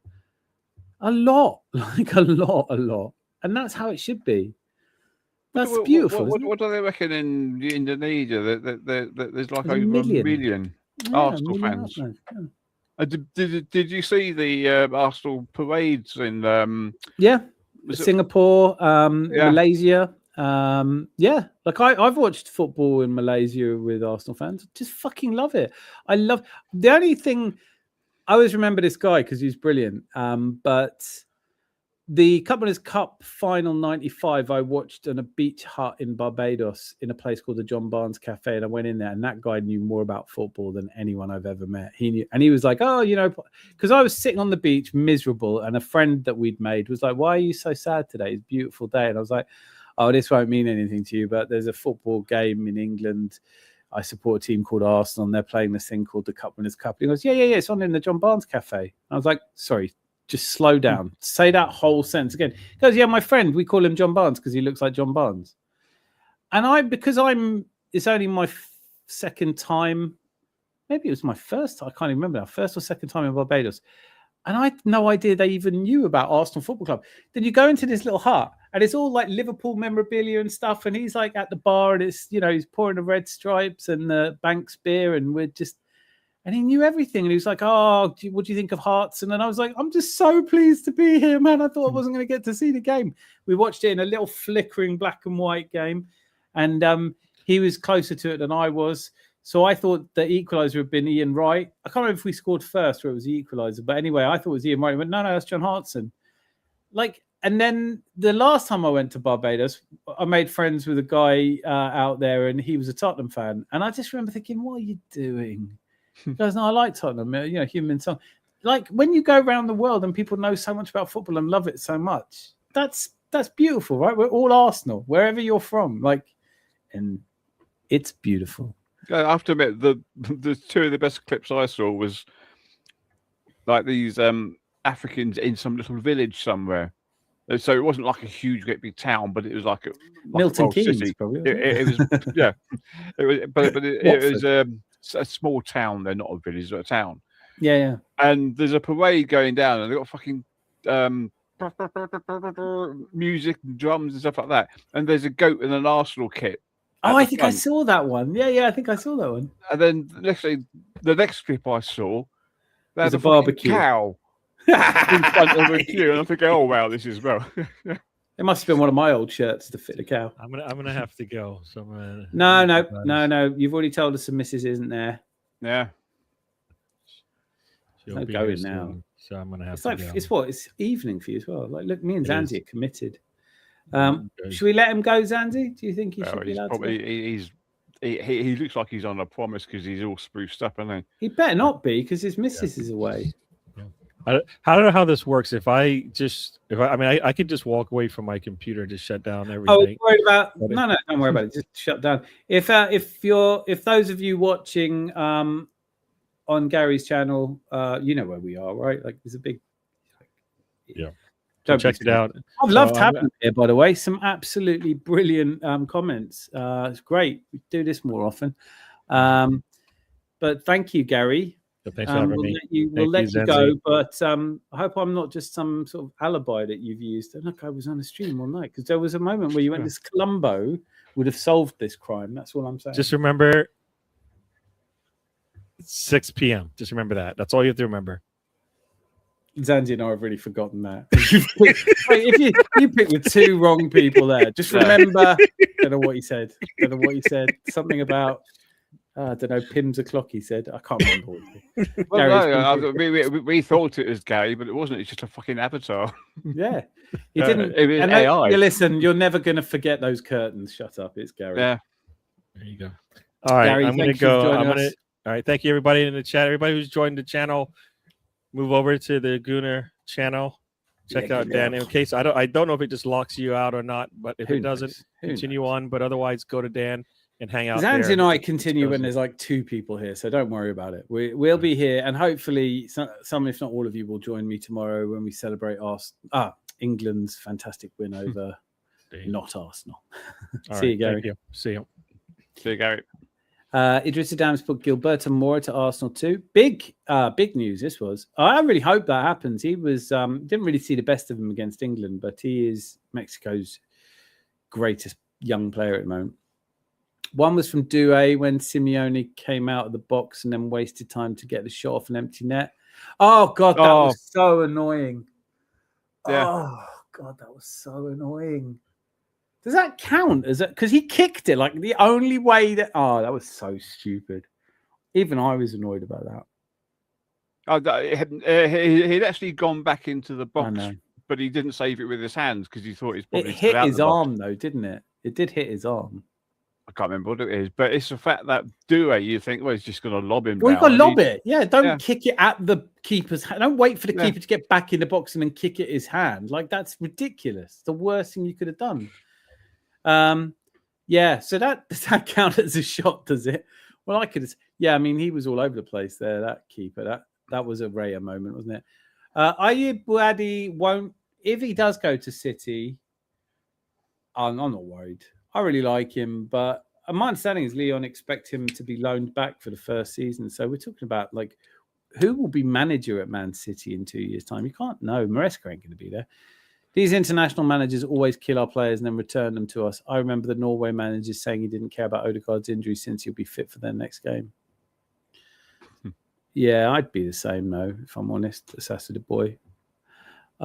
I've only come across 3 xenophobic Gooners in my life, and I can tell you now the rest of us called them Spurs. Yeah, totally.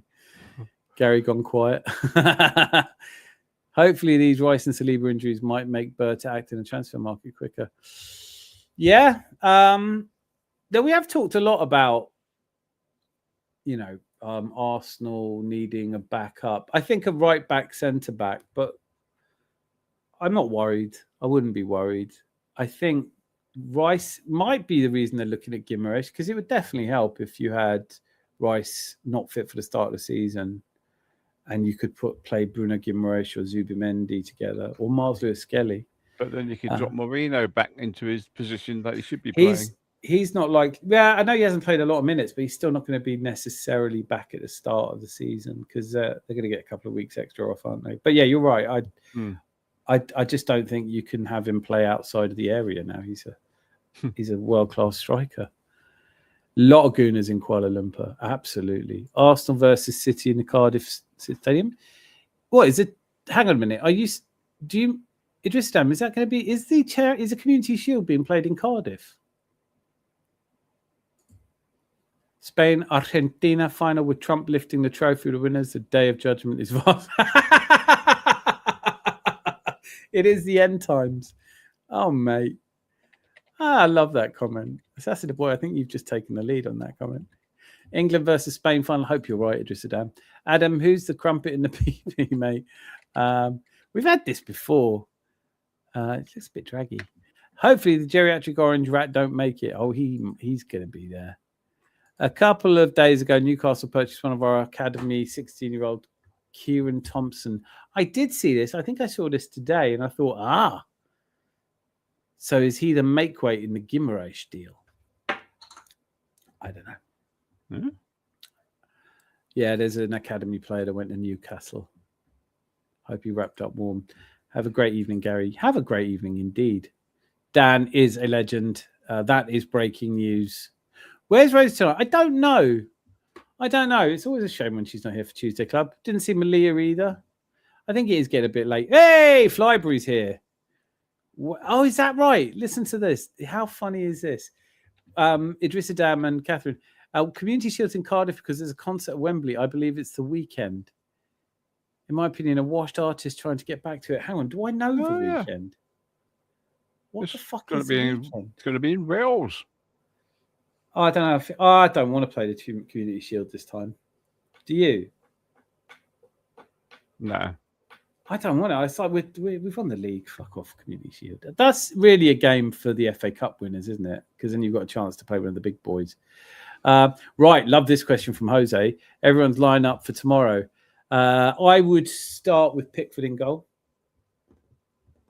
Jed Spence starts. He was outstanding. What if that's the only good game he ever has in him? With that stupid chin strap. Kwanzaa's back.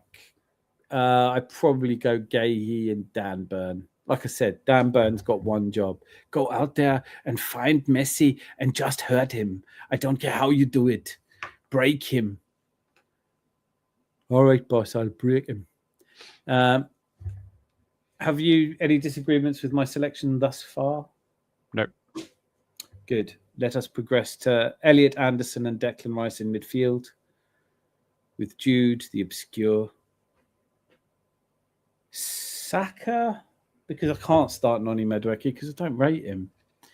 Anthony Gordon has won me over this tournament. And of course, who else can you start up front but Ollie Watkins? Or Ivan Toney. Do you remember when no one would shut up about how much we should buy Ivan Toney? And if we buy Ivan Toney, we'll win the league. And Ivan Toney. And now no one says that anymore. And it clearly wasn't true. So fuck Ivan Toney. Well, he's still in bloody Saudi, isn't he? Yeah. No. Earning generational wealth. Yeah. Catherine, World Health Organization. Starboy artist. Rosie missed her song. No Rice and Saka. Oh, don't say that. Kwanzaa is not back. It's of course. Shit. It's fucking. We appealed the 1 match ban. We should have got Trump to phone up. Can you do anything about? Is a Michael Jackson sounding MB pop singer? You've heard his music. I'm not sure I have, You actually sound like Tuchel. Tuchel's Bavarian, mate. I do. If I'm speaking Austrian, I sound probably more like Tuchel than anyone else. Ja, give it nächste Wahnsinn, dieses.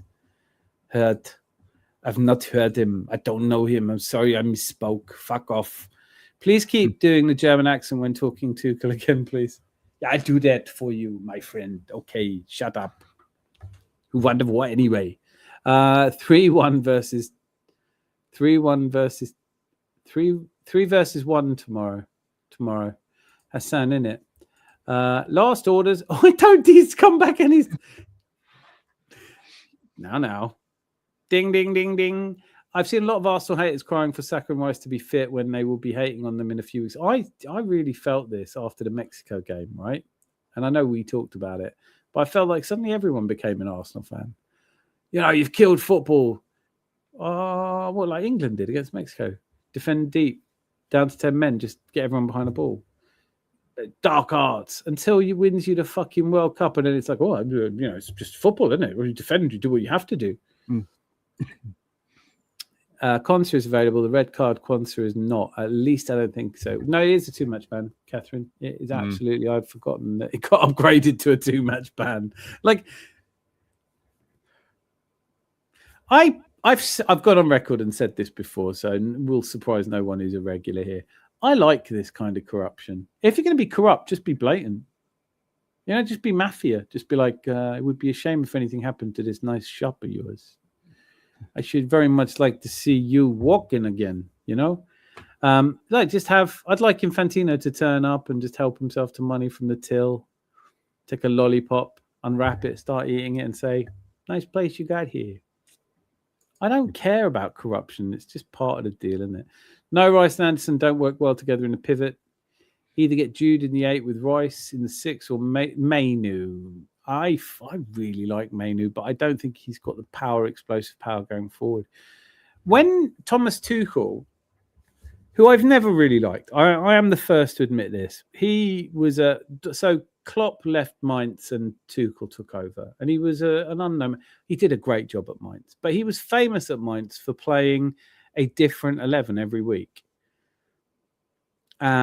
And then he went to Dortmund, and I would say he's the guy who got the best out of some of my favorite Dortmund players. He's a really good tactician and manager, and he's driven.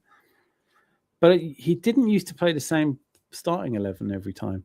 So I don't know. I certainly could imagine Thomas Tuchel dropping Harry Kane. I think he's got the personality. If he genuinely looked at it, if there was any sense to what I'm saying at all, and I accept there may not be, I might be full of shit.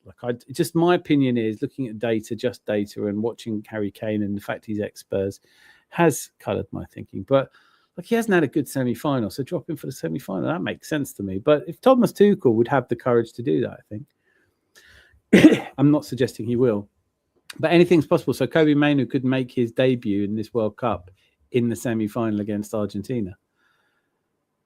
What's my top 4 this season? Do you mean players or? No, I think it's Premier. Well, Arsenal top. Then I'd say Man City second. Then I'm going to go with...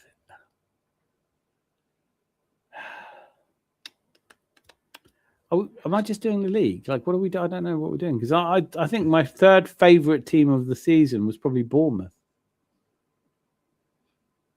Yeah, but do you think Bournemouth are going to finish in the top 4? Does he mean... Oh, right. I'm an idiot. I thought he meant last season. I was like, this is a weird question. No. My apologies. Who do I think is going to be top 4 this season? I think Man United would probably have been in the top 4 if you'd asked me this a month ago, and now I'm like, nah.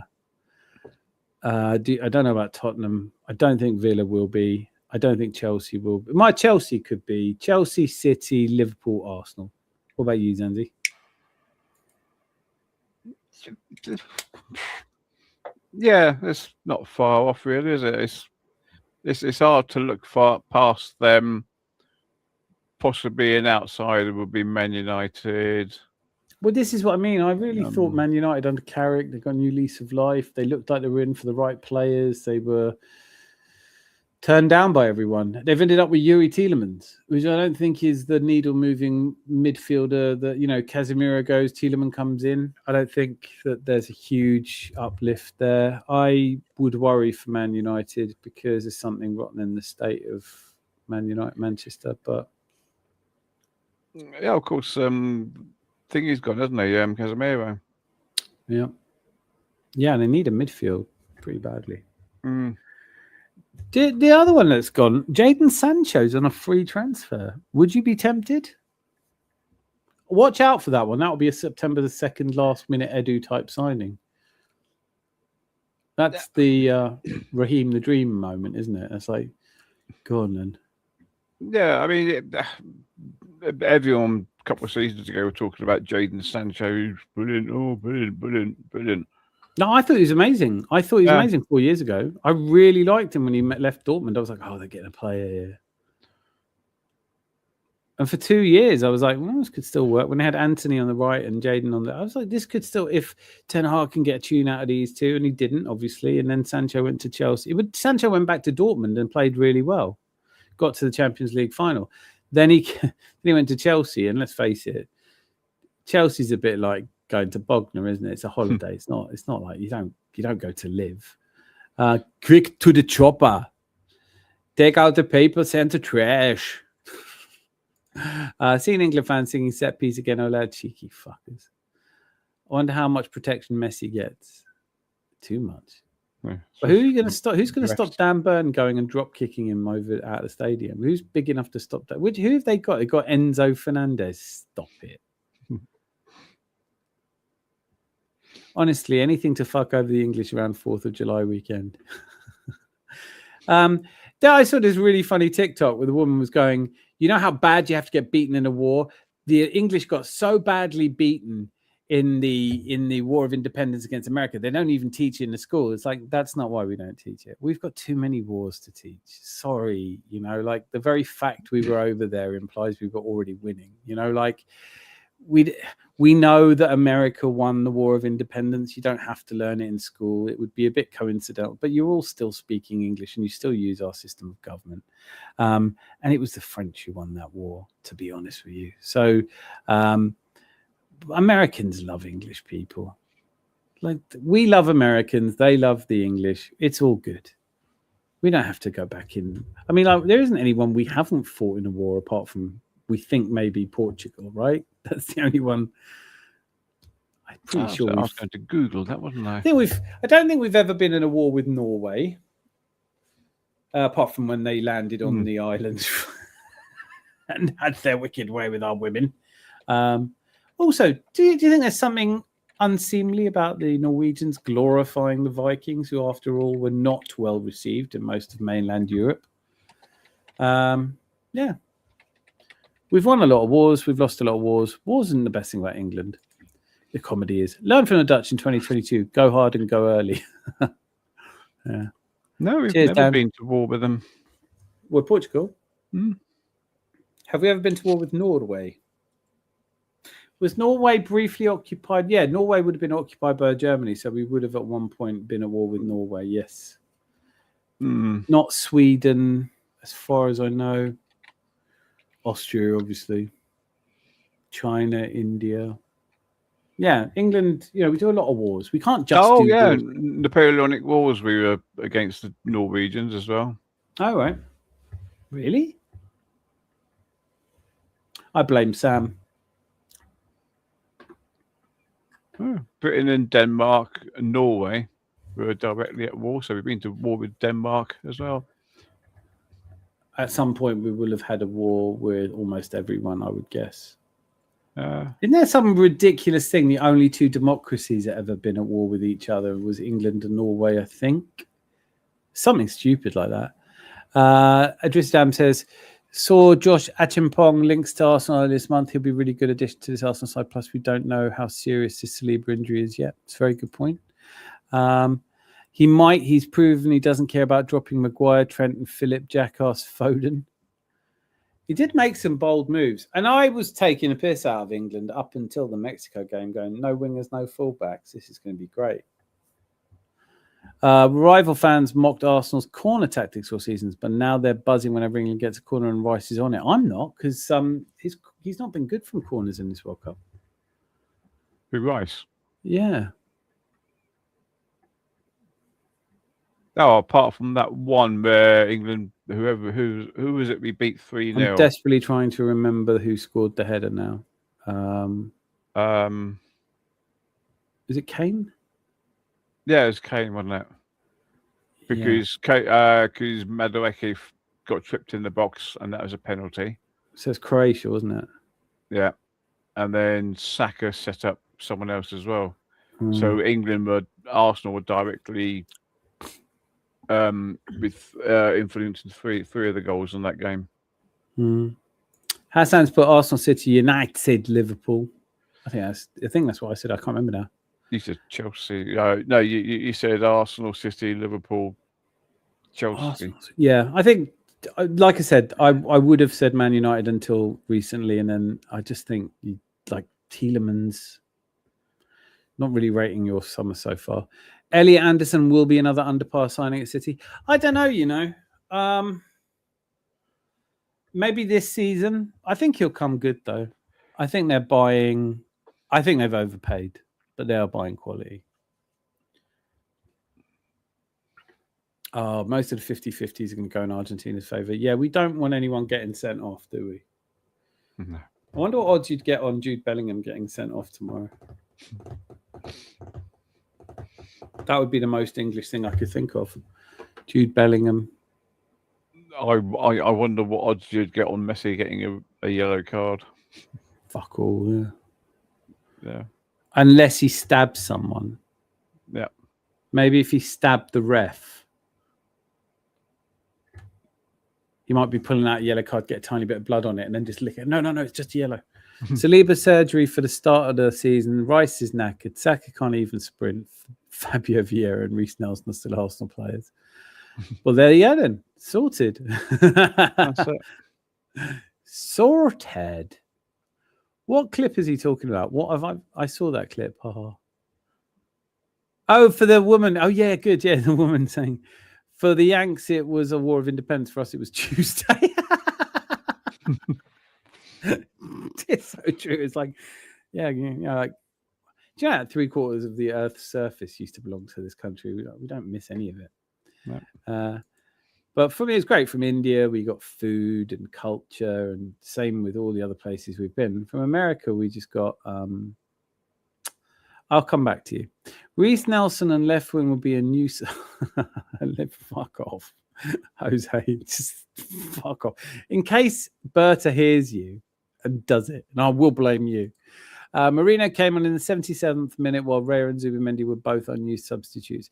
Has Zubimendi had any game time? Because I thought I looked this up and he'd had some game time, but I could be wrong.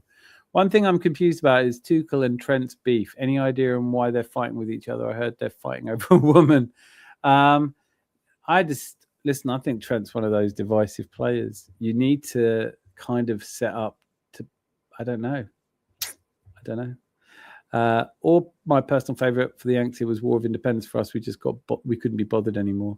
It is like, it is one of those, isn't it? It's like Australians don't bang on about it in the same way. We had a War of Independence. No, you didn't. Well, we would have done. It's a colony. Like now it's not colony anymore. It's fine. You've done all right for yourselves. I got bet on England 1, Argentina 0. Good bet. What did you get for that, Andrew? 6-1. Okay. I think you're right. I think that's a very good bet, but I don't think it's coming in. Rice and Saka have been dropping in great deliveries. Have they? Am I just being really forgetful? I felt like in the game against Norway, our corners were not very good at all, but I don't know. No, I mean, Rice was knackered in that game and his corners are useless. From what I can remember. That's how I remember. There was one that I was watching it and someone said, that would have been a good corner if someone had been on the end of it. I was like, but that's the whole point, isn't it? Like, it would have been a great shot if it had been on target. Yes. I want to know how long my Arsenal players are going to get rested in recuperation before the season. Sherry Swiss. So do I. Not much. We need a whole new team. Just looked it up. As 195 recognised countries today, England has been to war with 170 to 180 countries. Yeah. It's a nation that liked the war and didn't do so shockingly badly at them. Industrial Revolution helps. Let's be honest. There's a great line in Blackadder, isn't it, where he's talking about, I didn't sign up for this sort of war.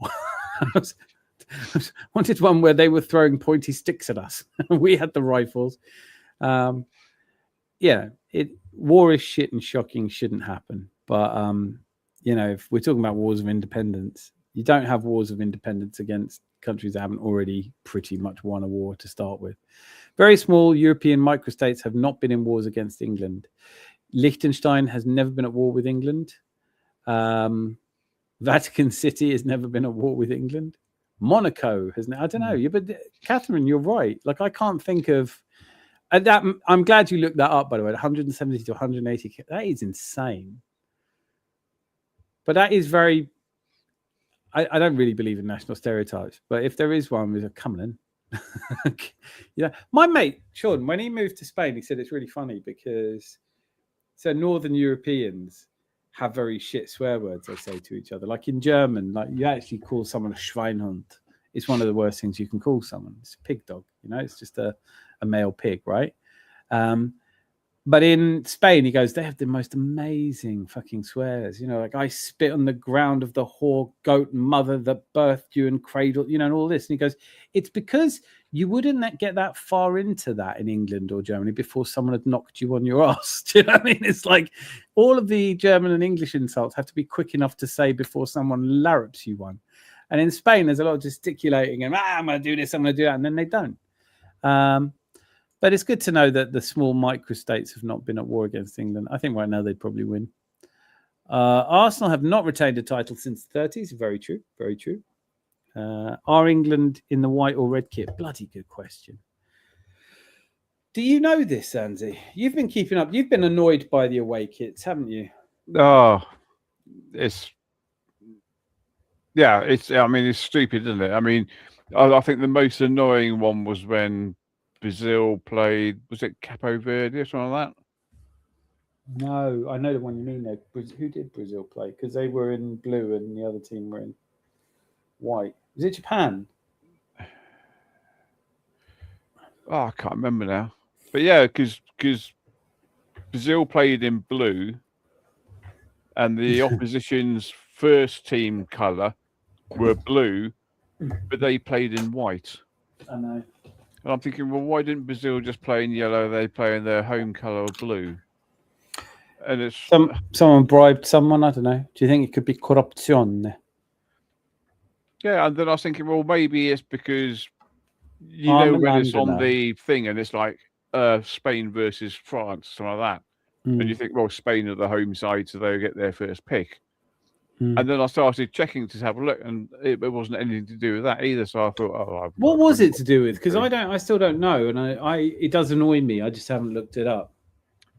I honestly don't know, because I literally thought when you see the fixtures, it's got they're at home to them, so they're going to have the home kit, and well, they're not. Yeah, no, I know. I've been failing to be able to explain it to people as well when we've been watching it, because I think the missus has gone, why are they playing in that colour? Don't they normally go? And you're like, I don't know. It's itsy bitsy teeny weeny crooked and corrupt infantini.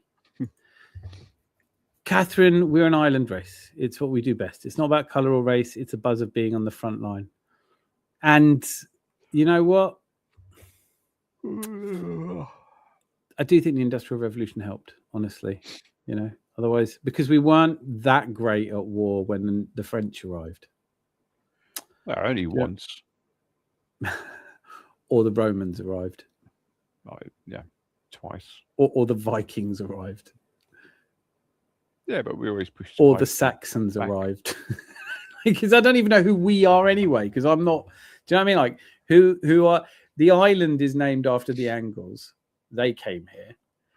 The indigenous people of here were. What are they called? The because it used to be you could walk across, didn't you? Anyway, yeah, as we like to be on the front line, but only from about the 13th and 14th century.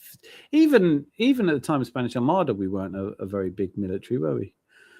At the time of the First World War, we had a very tiny army, but a great navy, very good naval. Well, that's it. I mean, we dominated the sea for 300 hundreds of years. I'd say 300, definitely. Yeah. And that's great. I wasn't alive, but I still think of it as we.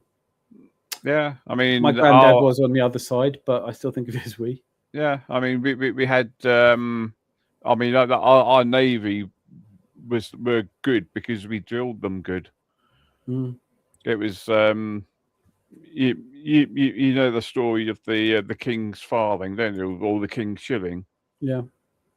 I still use the comment. I like guys at work when they're bitching about something. I always go, "You took the king's shilling, now do the king's work." Yeah, because it used to be the for those who don't know, you used to get the I can't think what they really call them now. but they used to come around rounding up people to join the Navy. Yeah, rounding up, banging on the back of the head. Yeah. So what they do, right, is someone put their beer tankard down and they drop a coin in it. Yeah. And they drink it up, they drink it. Oh shit! Yeah. And that's why. What is they that had called? But what is that called? There's a press word gangs. for it. Press ganging. That's it. Yeah. Yeah, and that is why the tankards then started to have glass bottoms. So you pick it up, see the coin, you think, "Fuck that! I'll have another pint, please." Sailor's life for me. Hi, diddly dee. No, I mean, it would have been a great life. You know, most of them didn't make it, but you know, none of us get out of here alive. But it's like the HMS Victory, the cannons on that, the big 42-pounders, at something like 400 yards, they would go through a meter of oak. Yeah. I need to take issue with this because I am not a jingoist, I'm not a patriot, and I'm interested in wars historically, and I think I like war films. This would surprise you. England wouldn't do very well at war in today's times. No. According to, and this was a Pentagon briefing on, they measure preparedness for war in multiple theaters of conflict. The United States is the world's #1 military power. They have the world's largest air force, and they also have the world's second largest air force, because the Navy has the second largest air force, or might even be the first largest. So, like, no one is getting anywhere near the United States. Theoretically, in any proper conflagration between China, it's expected it wouldn't last more than 3 months if America brought its full weight. So, look, except that the first biggest military preparedness for war, it was always considered to be the US. But you'd be surprised to hear that the UK is second. We are more equipped to handle war across multiple terrains than any other country.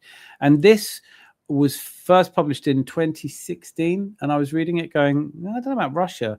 But what we've seen from the Ukrainian conflict is Russia was not nearly as big an army. Like, a military expert I was listening to talking about this, he says, yes, like, Russia has a very big military, but not a modern one. It has a very good modern military, but not a very big one. So there are parts of the Russian military that are very modern, but the actual weight of it is not particularly modern at all. We've seen that. So in this idea that England wouldn't do very well at war in today's times, I don't say this as if I'm proud of it or something, but I do think you'd be surprised. Actually, we have the elite fighting force, special forces. The SAS and the SBS are ranked with anyone. But let's hope it never comes to it, because frankly, I like Einstein's quote, which is, I don't know what weapons will be used to fight World War III, but World War IV will be sticks and stones. And I think that is kind of where we're looking at now. Idris Adam says, good night. Idris Adam, it's been great to have you back. Thanks for being here. England is in white, says Andrew Keller. Thank you for that. Oh, I wanted us to be in red for the final. What Argentina going to be in then? Is their second kit blue? That does clash a bit, doesn't it? Yeah, their second kit is blue, or it has been. It was blue when we played them in '98. Yeah.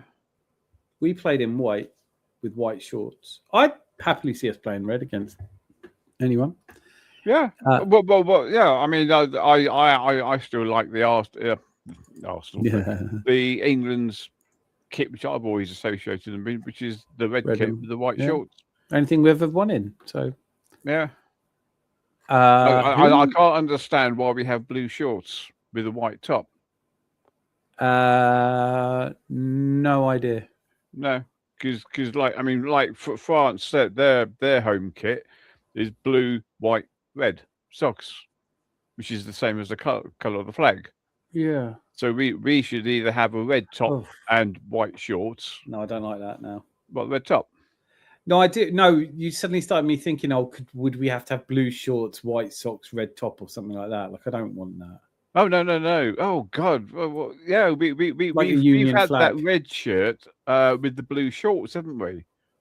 Have we? Yeah. I'm desperately sure. Wasn't it white shorts in the World Cup though?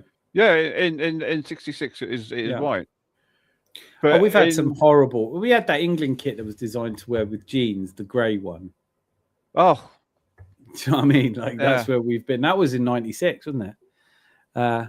Cool Why does hat. it have to be designed to go with jeans? I mean, Christ, Well, I because mean, they'd like to make money, don't they? It's disgusting. Who are Lauren Bennett and Simona Battle of GRL? Rest in peace, I guess. I don't know who the hell they are, though. what's GRL? I don't know. Something to do with... No, I know when we had the grey kit, it was... Do you know what? Andrew, thanks for saying this, because Dominique looked this up. We were watching something. She was saying that they had to pick kits, home and away kits or whatever, based on people with colour blindness. And I was like, oh, fuck off. There's like, what percentage of the population are we changing everything for now? You know? Oh, there's Kevin, he's colourblind, but he's the only person in the world. Yes. All right, everyone wear kits that Kevin can see. Kevin, is that all right? Oh, I don't know. I didn't watch football. I mean, I know in the 60s and 70s and possibly the very early 80s, you had to have two contrasting kits because for a lot of the countries you still had black and white TVs. Yeah, yeah. It's you like that can't great have a white and a grey kit because you the say snooker commentary. So he's nestled Yeah. the brown right up against the blue, and for the benefit of everyone watching in black and white, that's the one that's just next to the pink. Yeah. We're literally going to be missing so many of our best players at the start of the season. Title defense could be over before it's even begun. I don't think that's untrue, and I think it applies to a lot of teams. I don't think we need to worry so much. Didn't see Wimbledon. I didn't see a single game at Wimbledon. Isn't that terrible? I haven't got time. Join the club. It's tennis, man. I do love tennis, but when there's no football on. I just looked at who's in the final. I thought, never heard of any of them. And then I looked at the females. I thought, never heard of any of them. No, we didn't. Weren't there 2 Czechs in the final? I don't know. For Trossard, apart from the 30 to 45 seconds where he randomly thinks he's Messi and delays releasing the ball, I'll fucking miss every bit of you. Assassin boy, you've put that beautifully. I love that. Well done, man. We're getting close now. 3 hour mark. You know what? You've done brilliantly, Zanzi. We've made it 3 hours again.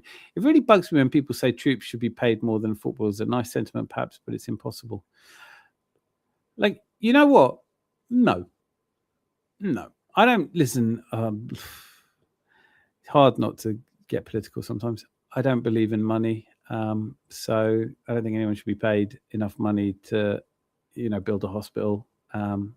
But that's the world we live in. So we can wish it was different. We're not going to make it different by wishing. But yeah, I mean, if you paid every soul, I mean, no.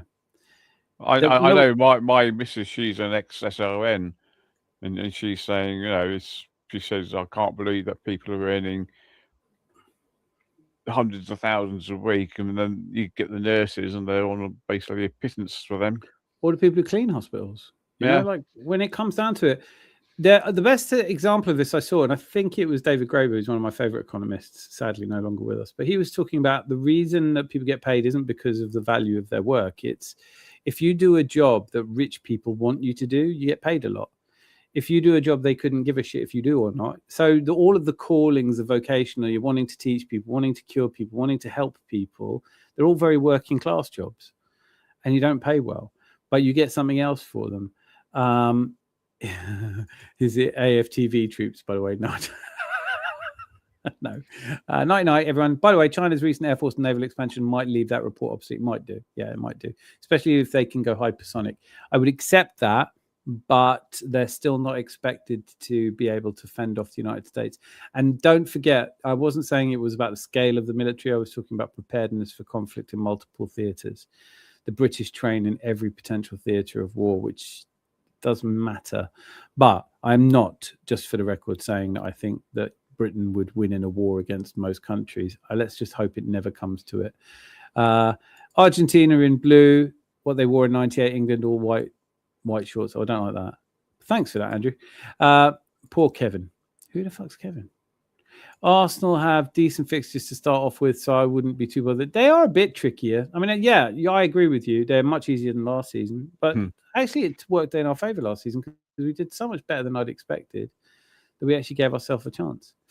But as we approach 3 o'clock, colourblind Kevin. Oh, that's who. That's typical. I make up a guy and 2 minutes later, I can't remember who you're talking They are patient, our chat. Love you guys. You are absolutely brilliant. Thanks for the. It's a some of good the job face- they're on the ball because we're not. Oh, mate, yeah, we're not. Like this is the blind being led by the intelligent, isn't it? Yeah. Zanzi, over to you for your final thoughts. Well, first of all, it's been emotional.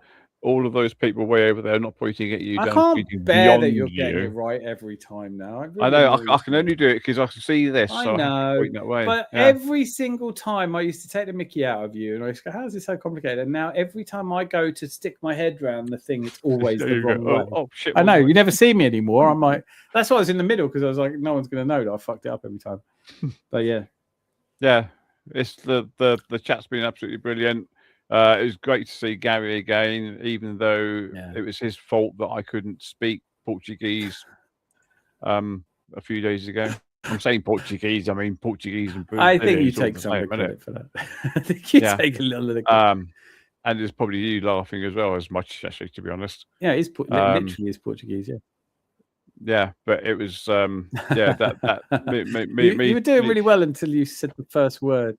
it was Oh. oh, no, I can't. Because as soon as I said that, I'm going sort of Chinese. Oh, Just like you went. No. And then I kept it together till you said crocodile, and I was like, "What the?" No, but I love the little crocodile. What? I'm speaking Chinese now.